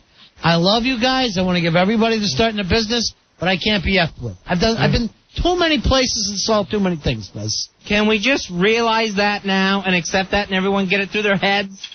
And you know what? I'll tell you something else, Joe. You know how many times I've been here and maybe I didn't like the way things were going? You know how many times I started a fight with Jeremy Coleman? Never. You know why? He brought me to New York. I feel like I owe the guy. Right. 40 years from now, I'm going to feel like, I better check on him. You know, I saw a thing today on Leonard Tost. You ever remember Leonard Tost? He owned the Philadelphia Eagles. Okay. He was worth hundreds of millions of dollars. He lost everything gambling in Atlantic City. Oh, right, yeah. Lost every single, between drinking, whores, and gambling. Used to travel around Philadelphia with a bag of money, handing out $100 bills to people wherever he went. He's living now in a hotel room, one-room hotel room, all by himself. Somebody's paying that bill. You know who? Who? Dick Vermeil. Really? Dick Vermeil was paying the bill. That's classy, Dick Vermeil. You know why? Dick Vermeil brought him to pro football. When I'm like Leonard Tost, I want you having a good job and paying the bill while I sit in a hotel room. I'm going to let you live in my house, and I'm going to go live in a hotel. Ew. Man, because you're afraid, you're afraid to shop. Wonder Boy, I'm gonna look you over again because Fez tells me not to trust you. You're not. No one is that That's my diligent. initial instinct about you. Yeah, I never felt like you took to me that much. Yeah. How about me? You think I took to you? But you've been you've been nicer than I could have asked for. You know why? I'm not really sure to tell you the truth. Because I'm the kind of guy that I'll tell a hooker that I love him. That's why. I'll believe the illusion. Wonder Boy, I was fine with you until I started noticing the way you acted around Rachel, the Tenacious C. The jealousy really got to me. That's when I liked him better. That's when I liked him better. That's when I like Rachel better, because she felt no need to compete. Yeah. Just doing her gig. She's got skills. Rachel has skills. Yes, she does. Don't cross Ron or I'll pick you up like you see. What's that supposed to mean? You know, you get a little angry. You're starting again, Joe? You think I'm the type of person I abuse a woman? No. No, just a little joke. That's how this started. Look at Earl. Look at Auntie Mame. He's sitting there, he's trying to show you things. Let me ask you this. I want you kids to tell me the truth, and nobody's going to... You honestly feel like Al Dukes is doing a good job? We're talking to the interns here. And nobody will, I promise you, for the rest of your internship, me and Fez will be the ones that judge it. We actually made sure that the last moron idiot got all good grades. Friday Fright. We actually filled out his thing for him. We took it away from Al. Yeah. Who probably wasn't going to let him pass his internship. They were doing it 1 to 5s. Al was giving him 1s and 2s. Mm-hmm. I told him if he did 100 push-ups, he'd get straight A's, all 5s. And he did. You know why? Bad push-ups, but he made it. Like I care when anyone's school grade is. Like that cost me a dime. So realize that. It's Ronnie and I that's in charge of your progress report. I want you guys to grade Al right now. 1 to 5. What would you give him? After you, Wonder Boy. Go ahead, Wonder Boy. I want you to be honest. Look at him sweating, Fezzy. Maybe you're right about this son of a bitch. See, I think I am. All right, I'll do it with Joe. Joe, what do you think he gets? 1 to 5. Ooh, I'm going to have to give him a 5. Well, 5 is the best. 5's the very best I'm going to have to give him a 0. This idiot, Thanks for paying attention to the idiot show. thought a 5 was the worst thing that you could get on a scale 1 to 5. I'm giving him straight A's. Rory, I really want you to give him a grade. I'll give him a 2.5. Really? Yeah. All right, that's a C. It's because of those behind-the-scenes things. What happens behind the scenes? I don't know, but he's got what a am I lot going of to do? Wait for behind-the-scenes. VH1 to find out what happens here? All right, I'll call Billy Staples in. Staples! Now! I give the lame duck a 1. A 1? And a lame duck vote. Why are you giving no the lame confidence. duck? He's walking around. He's got that 1,000-yard stare again. You know, he's just waiting for the shoe to fall. I know. The guy's like waiting for the guillotine to come and take his neck. The guy, he's just like lost now. He's a little lost puppy running around here looking for something to do all day long, trying to look busy. You got a breath here? Thank you. All right, so you're giving him a 1. So we got a 1, a 0, and a 2.5. That's amazing. All right. Wonder Boy, what do you give him? It's low. He thinks he's doing better than he is. Really? Yeah. So what's the grade? 1 to 5. I'll give him a 2. Really? Yeah. Okay. That's from his intern. That's from the guy who's supposed to be training you. All right, let's go. Let's head on over to Rachel, the Tenacious C, because she loves the C word. I think I'll give him a 3. Really? Yeah. Based on what? I think he's nicer to me because I'm a girl. All right, nicer is not what we're looking for. Do you think that he's doing his job? Yeah, well, I mean, he does have me back there doing all those labels. I don't like that so much. That's not teaching me a thing. That's actually learning the damn thing about the business. No, so maybe I should give him a 2. All right, there's another 2. That's actually when the last knucklehead went off. Remember that retard Party Fright coming to us screaming, Yeah. I'm not learning anything, licking envelopes. I don't understand. I'm just a boy. I'm just... And he treats me like a pack mule. Al Dukes has me here, licking envelopes, and then taints. Taints, envelopes, envelopes, taints. Let's bring Al in real quick. Because I just... Now, you guys all give me 5s, right? Rachel, give me 5? 5. What do you give me, Wonder Boy? 5. Wow, I'm doing good. My grades. Nice work. Joe, what do I get? Hey, you get a 10. Wow. Nice. Wow, that I don't even need Rory. All right, Got extra 5 from Joe. Here's the problem. You know how we put you on probation a while back, right? Yeah. Doesn't seem like you're doing real well. So far, you're getting 2s as your highest number. But these people don't see the behind-the-scenes stuff. That's the thing. They're in the office. How do you have an office inside the office What that are you nobody doing? sees? Are you skin diving that nobody knows about? You underwater? No, in but the East River? Are you doing a lot of work in the fridge that we don't see? No, there's just a lot of office-type things that people don't see it happening, but if I stop doing it, then they'd notice. Give us one thing that way if you stop doing it would just freak us all out. Going through the emails. Good joke. How many emails have we read on this show? No, Because I'm not even getting them. We get a lot. I go through a lot, and every once in a And while hide there's a them. good one. And hide the anti-Al stuff.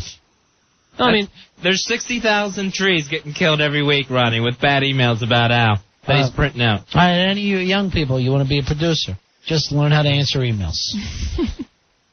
You'll be a market number 1 producing a show. I'd like to ask Wonder Boy and Rachel, the Tenacious C, what they've learned from Al Dukes so far in this internship. it's early on, by the way, I'd like to add. Al, you've been here, what, 2 weeks? 3 weeks? Yeah, 3 weeks. He did show me, like, how to organize information and stuff to get it ready for you guys. And the other thing he showed me that was good was when someone's talking to you and they're not happy, always write something down because it makes them feel better when they leave the room. You prick. Oh, you know, I ought to knock you out. Ronnie, I said that to you the other night Yes, you in the did. cab. No. He said to me the one day, this Wonder Boy, he goes, I always notice you writing things down. I said, I write it down because I'm going to work on it, and everyone's happy. No, you're lying. I write it down, and then I go to work on it. No lie, I said to Ronnie not more than a few nights ago, you know that Al jots everything down. Right. And then what's he do, Ronnie? Wipe his bum with it? Yeah, he said that in the cab on the way home. Because I go, he writes it down so I know it's there, it's in print. Then what happens to it? When Friday Fright, you're my guy again, because you said something that's true. Now he's Friday Fright. Yeah, I take umbrage to that, but thanks anyway, though. That's your new name. But what I do is once I complete it, I scratch it off the list. Then I know it's done. Have you ever scratched one off? I've never seen you scratching. Yeah. As long as I've known you, I only see you writing. Well, I do it stuttering prick, look at you. when no one's around. I mean, the stuff out there now I'm doing while the show's going on. People Like don't what? see that. What are you doing out there? How many Tic Tacs you have?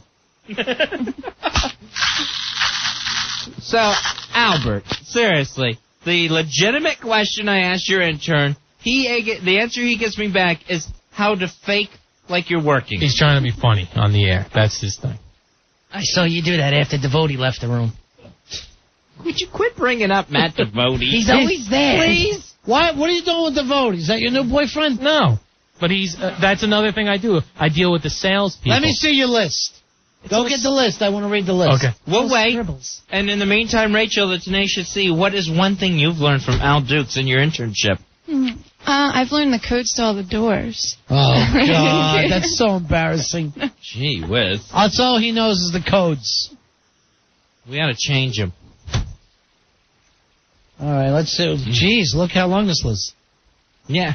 That's because nothing's scratched off. Yeah, there's not one thing. That what I did this morning at home, I got rid of the stuff that I scratched off already. It's printed out. When you say scratch one off, is that running one? All right, here's one. John, 15-year-old daughter of stripper problem. What the hell is that? That was the guy we talked to on the air who was saying his girlfriend said he was... That was a month and a half ago. But I saved it in case it comes up again. I have his number So now. you're never going to scrape that off. That's old. What are you doing during the day? Looking for websites we could use? All right, here's another one. Baldwin Fear Factor.